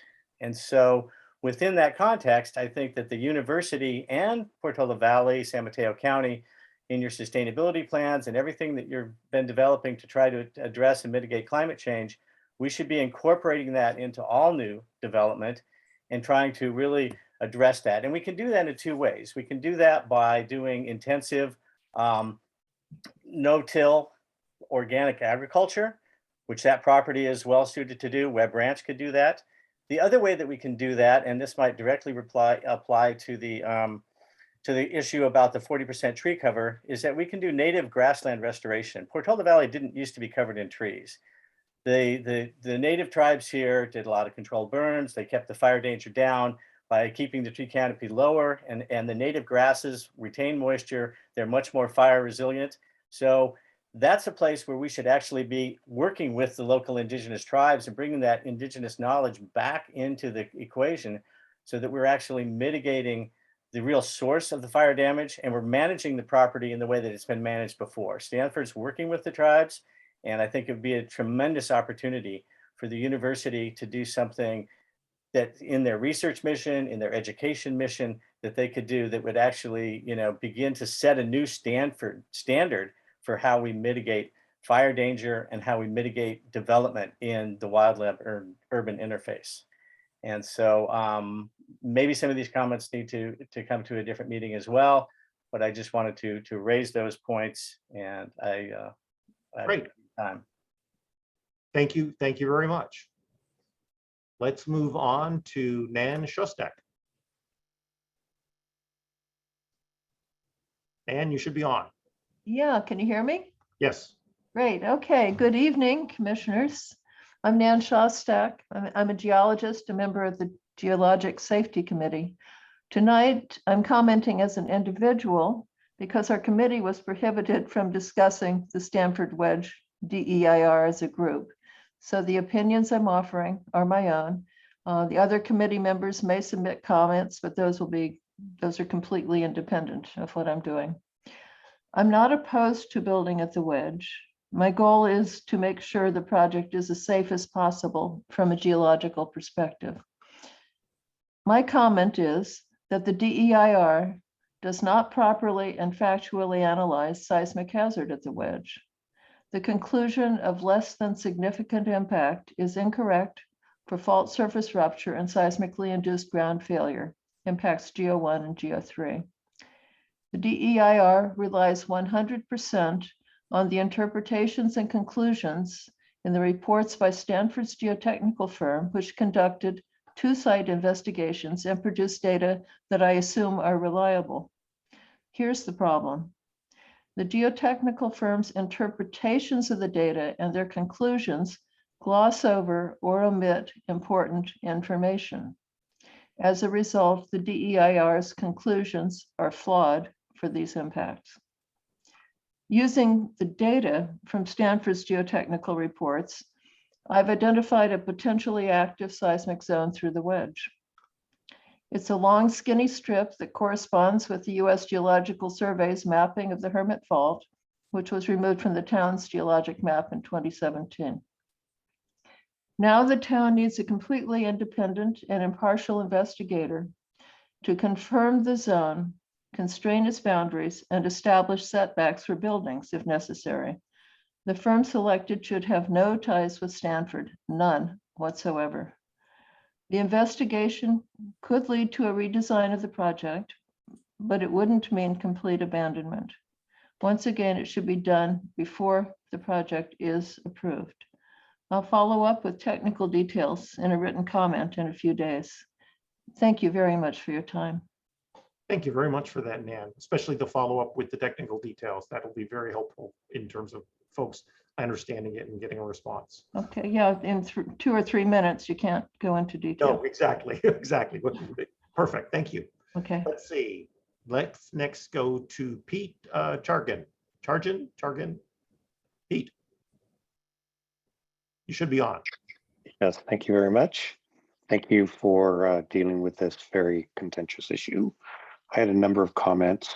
I would like to understand in the future some more about hazard number 2, HAZ2. It mentions that there was modeling done for evacuation traffic. I'm not aware of any evacuation traffic modeling, and I'd love to know that. That's on page 228. My second largest comment is on transportation number 2, trans-2. And the mitigation called for a sign to be placed near the exit to say, please stop and look for foot traffic and horse traffic. I believe that signs of that nature are guaranteed to be ineffective at slowing people when they're in a hurry leaving property. And I can't imagine any mitigation that would effectively reduce, that would be effective. I just can't imagine it. People are going to be going in and out of there, especially in the morning and especially in the afternoon. They're going to be in a hurry, and there are going to be problems with foot traffic. And it will end up, in my opinion, creating no desire to go around that property at those times. And so it'll end up being a big break in terms of foot traffic and horse traffic. That was my second comment.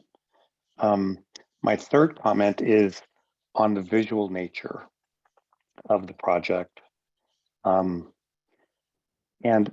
from my read of the environmental DEIR, it says that there is no aesthetic impact that's significant and no impact that's significantly against the town general plan. I think that that is wrong on its face. It's clearly opposed, in my opinion, to the general plan 3.C, 3.D, 3.H, 4.D, 16. The viewpoints that are on pages 4.12 and 4.13 of the DEIR do not do a good job of providing what the impact to the view will be. It's not even close, in my opinion. If you just considered what the viewpoint would be as you drive by. And finally, thank you very much to Judith. Your comment on the amount of trees that are going to be cut down, it's so high that it will just incredibly change the character of the site. Thank you. Thank you very much, Pete. Exactly on 3 minutes. All right, thank you for your conciseness. Let's see, let's take a look out here. We currently have 34 attendees. Do we have anybody who additional would like to make a public comment specifically on the EIR? I see Rita Combs. Rita? And you should be live. Yes, thank you for taking my comment.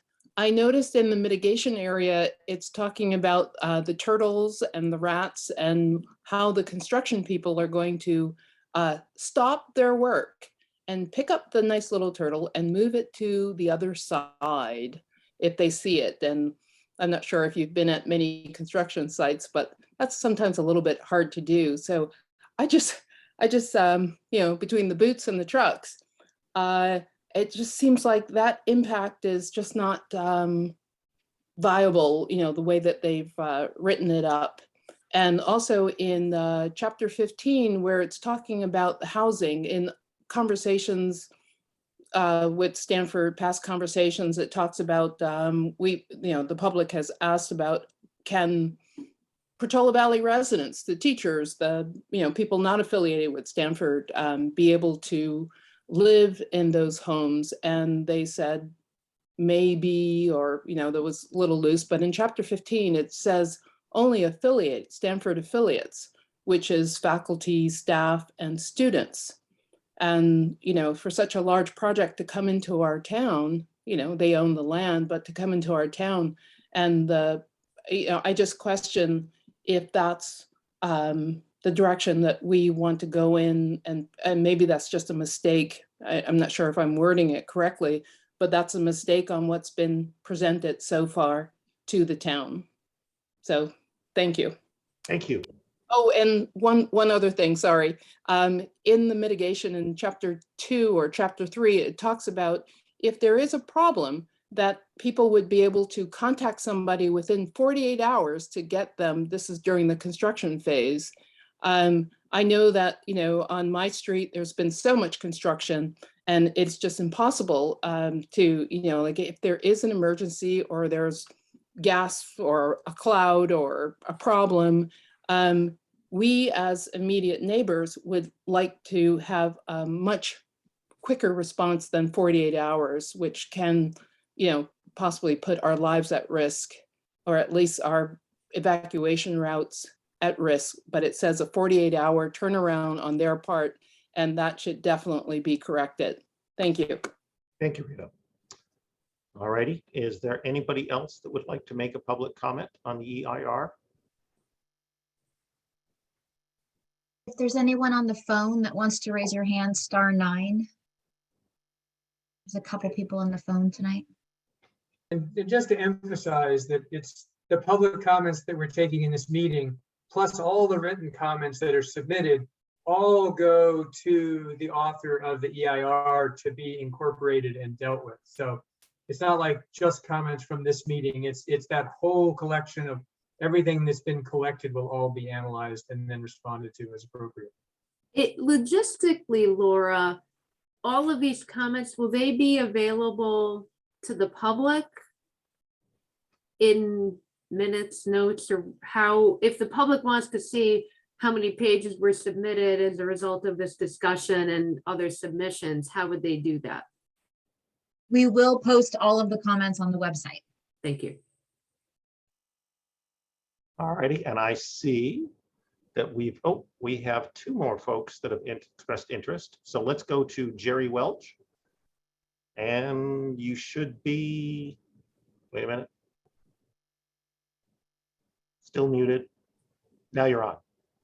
Hi, this is Kevin Welch, and I'm on the Transportation Committee out here, Bicycle Pedestrian Traffic Safety Committee. And I noticed on the EIR, they mentioned 35 to 40 mile an hour zone. That property is strictly a 40 mile an hour zone, which means traffic moves at least 15% higher than that. You're traveling at 45 to 48 miles per hour. All right. Thank you for that additional information. Let's go to, I see one phone comment ending in, the phone number is 7562 and still muted. There you go. Hello, this is Yep. Caroline. There you go. Yes, sorry. I will have to submit my my comments on paper because it's way too long. But I would like to respond to a few comments. Can you I give really your feel name, sorry for- or did I miss her Yes, name? Caroline Vertonghen. Oh, Sorry, thank you. Caroline Okay. Vertonghen. Yes, yes. I really appreciate the question that the Planning Commission's asked, and to be honest with you, I don't have any clarification on, the difference between significant or less significant, and I hope that gets straightened out. This process started way before 2020, and I want to remind everybody, the general plan that was adopted in 2015, especially the housing element, if you look back at that document, Stanford was not interested. And then suddenly we had this Mercury article where 2 council members confirmed that they approached Stanford and encouraged them to build there. Please remind, these are facts that I have submitted way before 2020, but both San Mateo County and Santa Clara County Board of Supervisors have objected any further expansion from Stanford for a numerous So Carolyn, would this, numbers of reasons. Carolyn, would this affect the Yes. EIR? Well, you know, I will submit the comments on the ER, but I'm wondering, why are we pushing this? You know, will our comments from before will be adopted? Because we heard that the staff has responded to some comments but we will not see those reports. So I was hoping that you will also acknowledge the letter from our previous fire chief, Enea, who objected for that site, because Stanford has so much land, but that particular site is not suited because it is in the high fire risk. You know, and then I'm speaking on behalf of the equestrians. I'm not an equestrian myself, but you have to understand we're one of the only communities that is left for equestrians, because everybody else has been booted out of their own community. So I was hoping that a representative from the equestrian body was present. It's not just Portola Valley residents, but there's many equestrians from all over, because we're one of the only Okay, towns that Carolyn, have trails for just about- equestrians. All right, thank you, Carolyn. Thank you. And any more hands up? I do not see any. Oh, no, that's the same one again. That's all. Yeah, it's just hit the button. All right, I don't see any hands up, so I'm going to close the public comment period and bring it back to the commission to see if you have any discussion. I don't think we're looking for huge amounts of discussion here, but anything that might relate to the information I think that we gave them already in terms of how to think about it and what we might want to do. Yes, go for it, Craig. I think most of our comments are sort of self-explanatory, and they'll answer them as they go along. I thought the one public comment on sort of global warming and CO2 mitigation, I would like to see some of that addressed. So it sounded like that the member of the public who made those comments is going to submit them in writing. And I would look forward to seeing something in the final EIR that talks about climate change as, you know, what are the impacts to the wildfire risk over the, you know, kind of the life of this project, right? So if you assume it's sort of got a 50-year life, I mean, it's one thing to say what the fire danger is today, but what is it 10 years from now and 20 years from now? And I hope we get to address that in some degree. Yeah, I agree with that. I guess I'm following up on Carolyn's point. Just a question. Does the EIR have any components in which a change in the equestrian usages or facilities is considered, or is that separate and apart, just a discussion in light of the project? I don't know how to think about that in light of the CEQA and environmental report. I would concur with your assessment, but we can take a look at that in the final EIR. Okay. Okay, because there's a facility that's going away that will be lost forever, and I see no mitigation for that. But if it's a different discussion, that's fine. We can hold. Yeah, I currently don't see a connection to an environmental impact, but we'll take a closer look. Thank you. So I had just one there, and I'm going to come back to that, the wildfire piece, and this idea where sort of we're taking the Stanford professors and the renters and making them responsible for paying for the removal of poor vegetation management on nearby multi-million-dollar properties. That does not seem fair to me in terms of what we're trying to accomplish here. I also think it sets well, if we were to do something like that, then I think we have to start getting into anybody who builds a house or does a major remodel then has to go get easements on their neighbor's property if they haven't maintained it properly in terms of fairness, in terms of private property to private property. So I think that gets really weird, because then what if the neighbor does a new house? So then they have to get easements on each other's property. It just seems really, the way, if I'm interpreting it correctly, it just seems really hard and not really workable from a code perspective. I understand that the goal of trying to have the defensible space, I think that's terrific. That just seems to me something that doesn't actually work, again, if I'm interpreting it correctly. So that was my comment. And it may be that, you know, it's to the degree that it's feasible, meaning if you're out mowing and you ask your neighbor, can I mow some of your, you know, grass as well? And they say yes, then it's feasible. If they say no, it's not feasible. So I'm with you. I'd like to see it, because I didn't read it as it was going to be codified in law. I looked at it more as work with your neighbors to do it. So I'm completely with you. I think getting clearer on what the intent was and what the actual implications are would be great. I mean, I would much rather, I mean, if we were trying to deal with that issue, I'd much rather see us, frankly, get into much more enforcement of our current town laws in terms of requiring people to keep their properties well maintained. That I think would do far, far more to help the overall situation in town.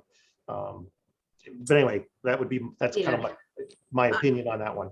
I agree about the concern. It seemed to now, I'm interpreting and casually speaking an offhand comment that really needs to be clarified and expressed more fully if it's intended, because I have concerns about this starting a precedent. That's a different discussion than this site project, I think, merits. But if there is something that's both common practice and this is derived from something we should know about, I also would appreciate receiving that information if this is something I should be aware of. But I'm not, and I think we've got to tread carefully here on what we're trying to do. And if I were a neighbor, I might welcome that. I might really not welcome it. And I don't want to upset communities about this project having ripple effects unless we can define them extremely carefully and clearly. So I would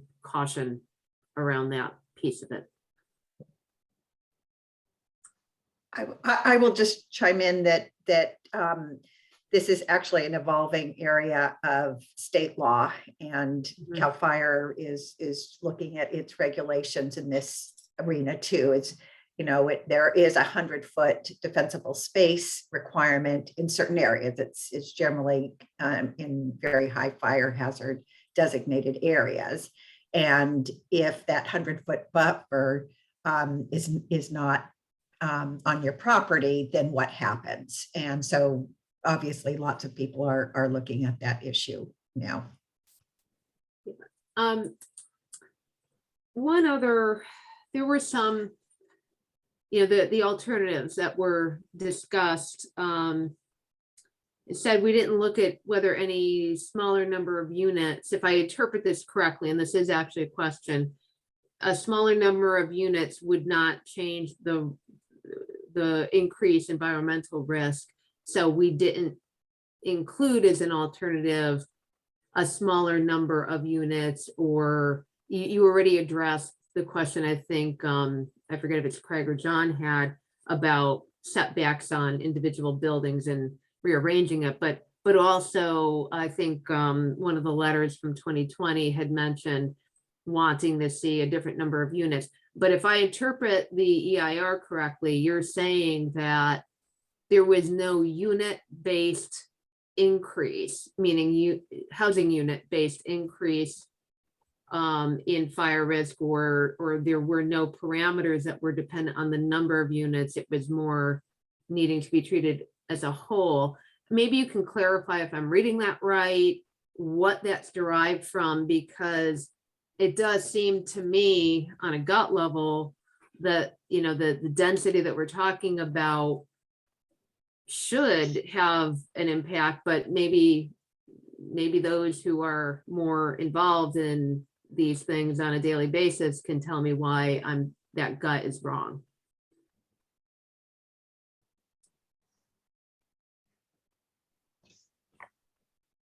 Yeah, so what we tried to do and what's required in an environmental analysis is to provide a range of alternatives that gives an idea of the different levels of impact that could occur.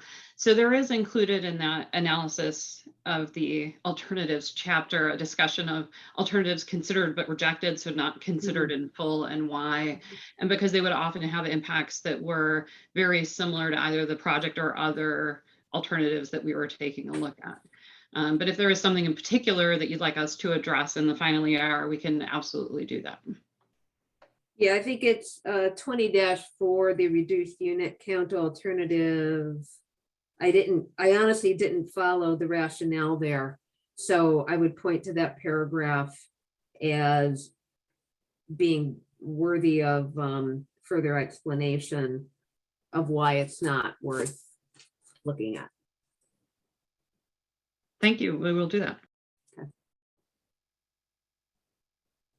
Craig, any other further thoughts? No, I think Judith got, I mean, that was what I was asking earlier about, potentially larger setbacks around individual residents. So I think Judith did a nice job. And yeah, I'm just looking to better understand anything we can do to mitigate the wildfire risk. I think is important. I want to make sure we don't end up creating a condition where nobody could ever build a house in Portola Valley, and we should tear all the ones that exist now out because they're all in fire danger. But we have to find some balance here and make sure that we're really sensitive to the wildfire risks. Yeah. Yeah. I mean, you're right about the balance, and, a far smarter group than I trying to have the right level of input to let people have visibility into that. I mean, you could read some of the different pieces of this report as saying, yeah, there's less fire risk if you just pave it all because we're introducing 3 additional acres of hardscape.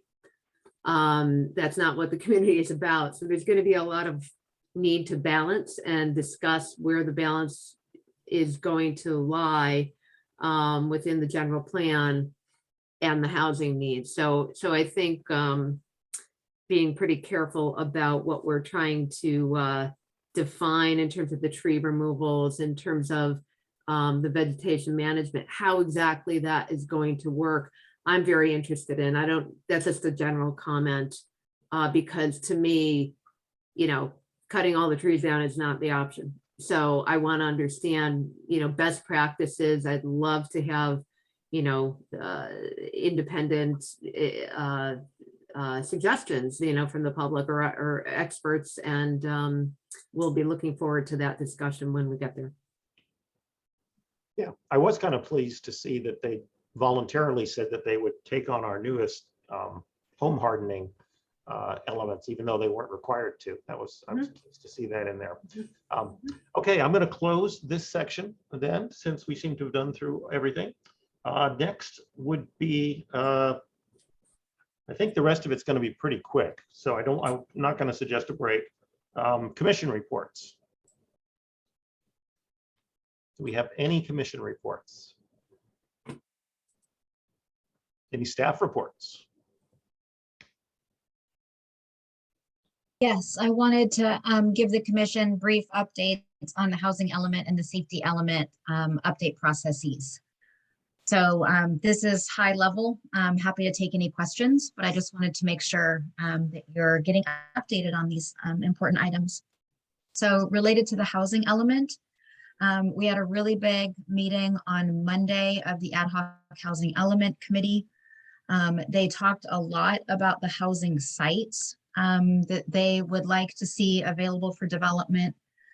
Some key aspects of that were they identified Ford Field next to the baseball diamond. So not the baseball diamond itself, but the area adjacent to that as a potential location for an affordable housing project.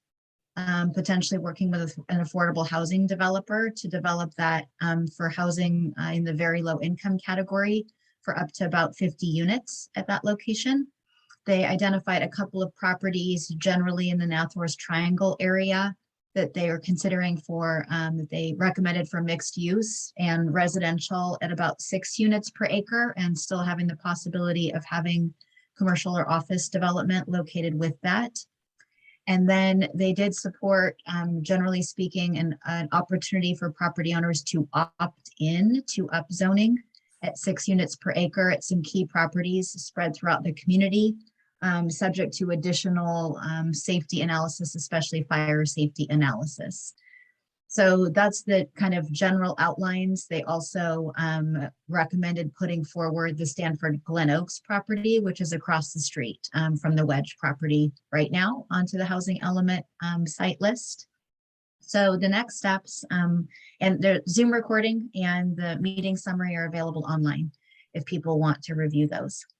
It's a long meeting, but the meeting summary has the Zoom timestamp, so that can help people to listen to the part that they're most interested in. So next steps on. So quick, is Glen Oaks in Portola Valley? Is that part of our jurisdiction? It is, yes. Okay, great, thank you. On Monday, May 9th, next Monday, there's going to be a community meeting over Zoom to have the public hear an update on what the committee's been working on and that site's inventory, and to give feedback on those sites, and to also hear about some of the efforts related to ADUs and give feedback related to ADUs, because ADUs continue to be an important component of the overall housing element approach. Then the staff and consultant team will be working. Yeah, Laura, Craig? before you go on the ADUs, I mean, are you continuing to find out at sort of what level ADUs are going to sort of meet our RHNA numbers? I know there was a bunch of discussion on the forum about people declaring, you know, getting amnesty and declaring their illegal ADUs and bringing them up to code. I mean, if they did that during the RHNA allocation period, would those count against our numbers? Do we know yet? So what we know for sure is that if people have areas of their home or accessory buildings that are close to being ADUs, like you have a guest house that needs a kitchen and you came in and added a kitchen, that would definitely count. Okay. Then in terms of absolute amnesty, where you have a full ADU, it's not on the books, it's not permitted. There is some question about whether those would count. Our interpretation right now is that they probably would not, because they're not net new housing units that are being added. But we do think that that's a conversation that's worth having with HCD based on some conversations I just had with another consultant on this. So I'll be checking with HCD to see what they think. So we did increase our ADU production a little bit based on the numbers we're getting this year and the interest of the community in having more junior ADUs, and more of these like legalized ADUs or amnesty ADUs. Okay, great.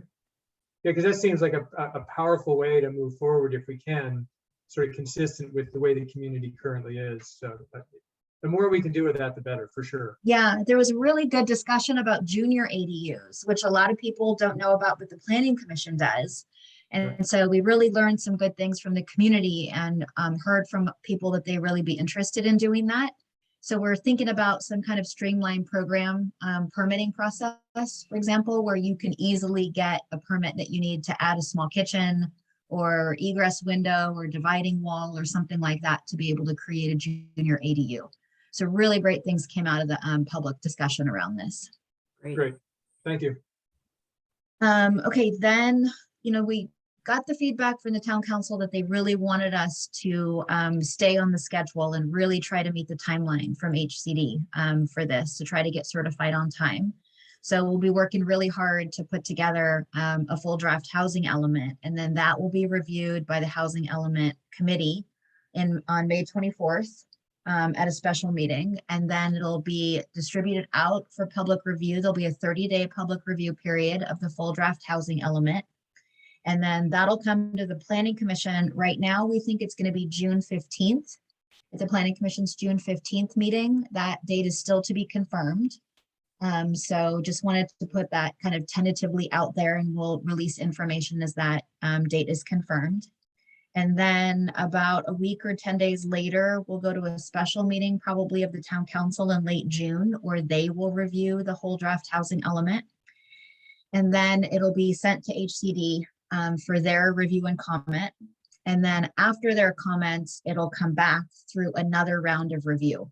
So it'll come back for the Housing Element Committee to address any comments that they've made, back to Planning Commission and back to council. So that's like late in this calendar year, late in 2022, that'll be happening.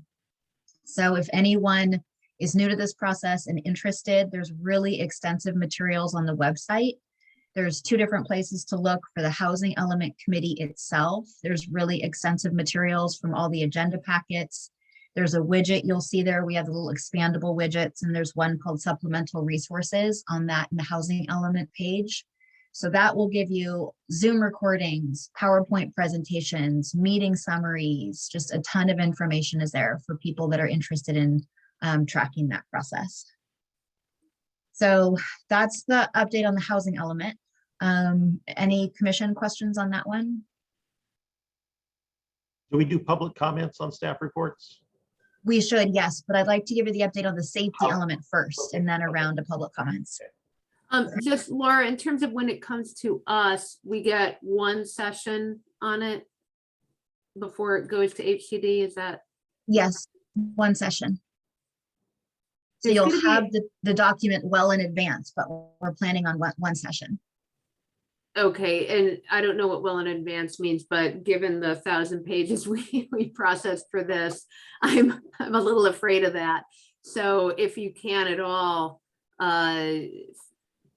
let's talk as we go forward, how to prep efficiently for that. Yeah, I don't have that calendar in front of me, but I Yeah. think you should have the housing element for approximately 2 weeks before your meeting. Okay, good. So there should, and it's much shorter than the Stanford EIR with with the attachments. You say that So now. it's, yeah, Okay, yeah, it's much less. Yeah, you should have it for about 2 weeks. okay, good. Thank you. Yeah. Because we tried to schedule the planning commission's meeting in the kind of in the middle of the 30-day review period, so that the public would have a chance to engage with the planning commission during the public review period of it. That's what we're aiming for, trying to make those dates line up. Great. Okay, then on the safety element, what's happening right now is the consultant team is putting together memos in the different main topic areas. And then those memos are being reviewed by the town's committees. So Geologic Safety, Emergency Preparedness, and Sustainability Committee are all scheduled to review those draft memos over the next few weeks. And we're trying to still see if we can get input from the Wildfire Preparedness Committee, but unfortunately right now, to my knowledge, they don't have enough members to have a quorum. So we're going to see how that evolves, but certainly the other three committees will be reviewing those draft memos. Then a full draft safety element will be brought together by the staff consultant team. And then that full draft will be reviewed by the committees again. So it might be a joint meeting or kind of a committees of committees format. So we're working on that. And so they'll have a chance to review. And then it'll come before the Planning Commission. And we don't have a date yet for that, but just in terms of process, it'll be the Planning Commission and then the Town Council. And then it'll be submitted to CAL FIRE. So they have to do a regulatory review of the safety element. And there's also time in there for formal review by Woodside Fire Protection District. But I wanted to note that Woodside Fire is participating with us all along the way, but they also have a formal review period while CAL FIRE does.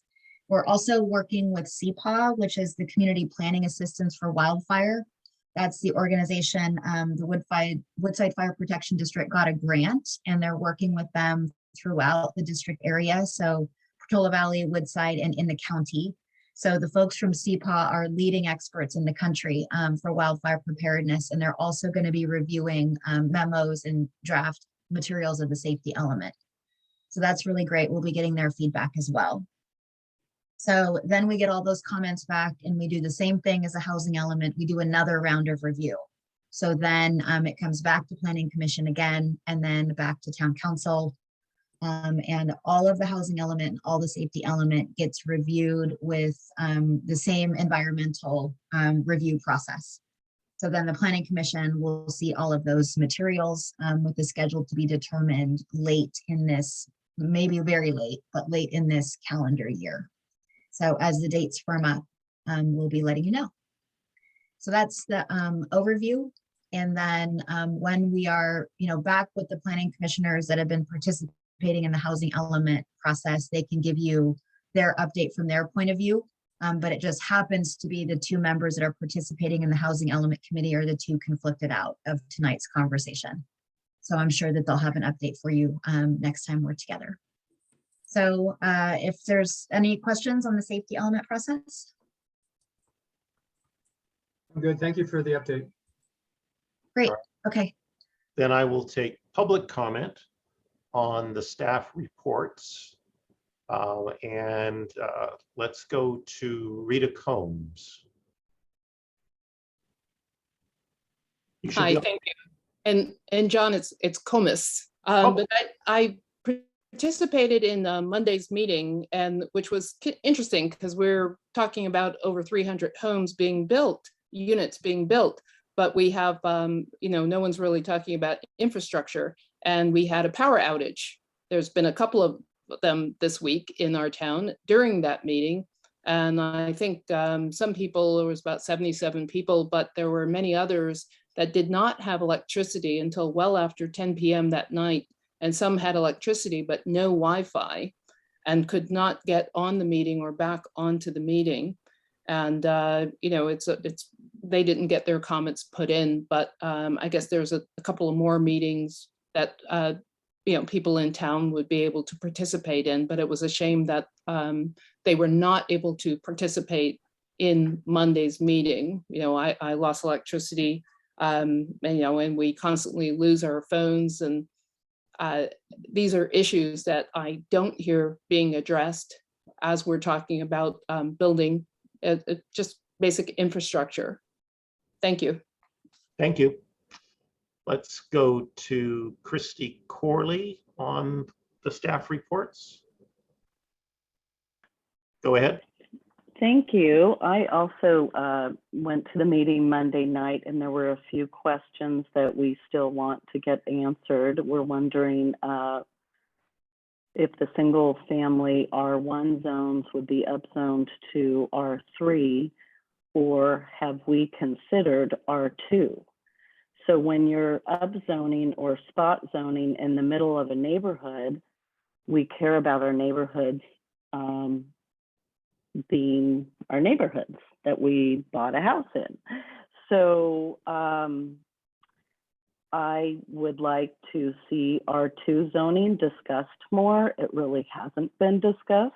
So Christy, we can take your comment here, but it sounds like there's another. I don't want you to interrupt when I have 3 minutes. Christy, I will be the chairman. Thank you. Please take your comment as it's associated with the Housing Committee to the meeting on May 9th. Thank you. I have another comment. No. Let's go to 7562.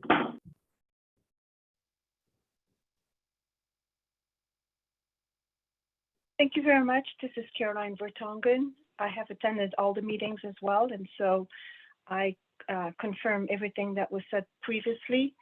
I would like this committee to advise to Town Council that all commissions and all committees should be part of this.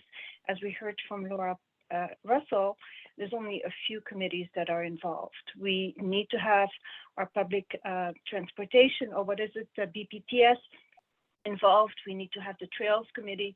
Everybody needs to be involved. This is part of the general plan. It's 7 elements. Then we have our special corridors.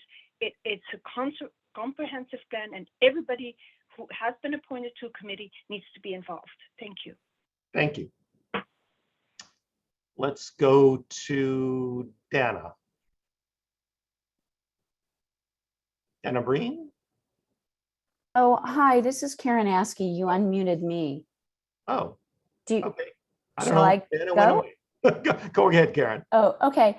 Well, I also was at the Housing Element Committee and was one of those that lost power. But I had asked a question in the beginning of the meeting about what our neighboring communities were doing, because I thought that would be really helpful as we go forward. And at the time, there wasn't an answer given. And I just wanted, and this pertains to the question about ADUs and such. Atherton, there's an article in the Almanac today, and Atherton has a plan right now of over half of their allotment being through ADUs. So I thought that was interesting. And obviously, as we get more news from our neighboring communities, that might come into play. Thank you. Thank you. Let's go to Greg. You should be on. Am I on? Yes. Hi, John. Good evening. I too attended the Housing Element Committee on Monday. Look, my very strong recommendation to this town council is all future meetings should be hybrid to enable people to attend in person. I lost power here midway through Laura's presentation on scenario 1. I did manage to dial in. I put my hand up, through the dial-in Zoom facility. I was not acknowledged or asked to contribute. I'm really sorry I didn't take a screenshot to prove that, but the indication for public comment through the oral mechanism in Zoom did not work. So then I tried at the end of the meeting when power was restored and you could get back on through the internet. I put my hand up and tried to make this same request. And since it was not relevant to a comment on the minutes because everything else had been completed by that stage, I was very abruptly cut off. And I felt that was totally inappropriate under the circumstances. So we just can't have town meetings on subject matter as important as this without the ability for people to attend in person. Thank you. Greg, did you have a comment on that? Just that, Greg, I mean, I think you're right on in the sense that the council has been working on, and the staff has been working on getting the hybrid stuff going. And it's just, we've all had, different things with COVID going on, but I think we all agree that getting back to some kind of hybrid meeting structure is important. So I think we share your concerns, and I'm sorry to hear that you're cut off. I understand after sharing a meeting, it gets frustrating because people sometimes don't understand the structure, but I also understand your point that sometimes the structure kind of gets broken because of technical difficulties. So I think everybody's doing the best they can to get us back where we want to be. Great. Okay, I have one more. We have Dana. And you should be on. Hey, there we go. Yep. Thanks, you guys. Great job tonight, by the way. I want to reiterate, about the general plan, that anytime there's a change to the general plan, it's incumbent upon the residents of the town to be part of the process in a very integral way. And I feel that it was negligent not to have a safety element committee of residents, number one. And number two, as we move forward, and Laura, as you gave your list of where things are going to go, there needs to be a meeting with the people of the town to hear what's going to happen with the safety element. And that is extremely important. And it needs to jive with the housing element. So the people of the town need to be thoroughly involved in the process of the safety element. Thank you. Thank you. All right, I do not see any more hands up, so I'm going to close public comment on staff reports. John, am I allowed to ask for clarification from Laura on what is the plan for hybrid meetings? I haven't been following the play-by-play, but what's the current position of the town on this? So the hybrid meeting equipment is installed in the schoolhouse. And so the council has had one meeting using the hybrid equipment, so they're testing it out. Given the importance of this meeting, I wanted to do it in the format that we knew was going to work and we're familiar with. So we have probably this body will go to a hybrid meeting format in June, is my best estimate of when we will transition this body and ASCC. In terms of the Ad Hoc Housing Element Committee, we're going to have to work that through some more because that committee is too big to hold in the schoolhouse. And so we won't have hybrid equipment in any other place. So we'll either have to do it all live with no Zoom component, or we'll have to do it all Zoom with no live component because of the size of the committee and the amount of participation. We have in those meetings, we have between usually 40, we've had 160 people in attendance on Zoom at those meetings. So we have to hold it someplace where a lot of people can come. Thank you. Yeah, and I'm also hoping that we continue to have a lot of the public on Zoom so they can participate and hear the stuff without necessarily having to come down. I think Greg's thing in particular was, you know, there's a power outage, so they sort of lost the ability to use the remote aspect. So it'll be interesting to see how it plays out, but it definitely would be an improvement. Okay, I see. No, it's gone. Yeah, Greg's hand was going up and down. I was going to say, you've already spoken once, but I'm willing to give a little bit. But I see his hands down. So I think it was just, the button was, no, it's back up.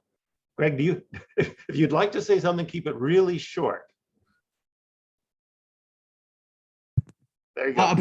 I appreciate the explanation, but given the significance of the matters under consideration, which will change the face of this town forever, frankly, the explanation is not acceptable. From the exercise of democratic principles and free speech. Thanks, John. Okay.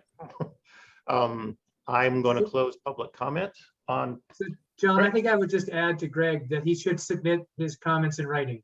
That stuff gets read and does get into the record, so. Okay. All right. I'm going to close public comment on staff reports. We have one item left. The Planning Commission meeting minutes of February 2nd. And I think this may be the last of this kind of minutes. Do we have any input on those minutes? You're shaking your head, Judith.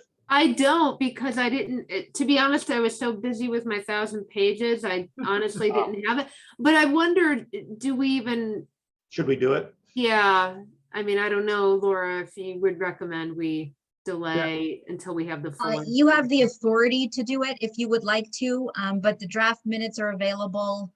No one's waiting on them. So if you want to wait to approve them at the next meeting, that's.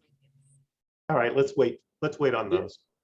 I concur. There we that's go. what I would like to see. Yeah. That's right. I mean, if Judith isn't going to make comments. Just don't give me 1,000 pages next time and I will have comments. Okay. So, well, I think, Craig, it's your time. You mean motion to adjourn? Second. All right. We have a vote on that. We don't need a vote, do we? Or we just do aye? Aye. Aye. Good. All right. Thank you very much, everyone. Okay, thank you very much. Thank you. And Have a thank you, good night. Rebecca. Yeah. Good night. Good night.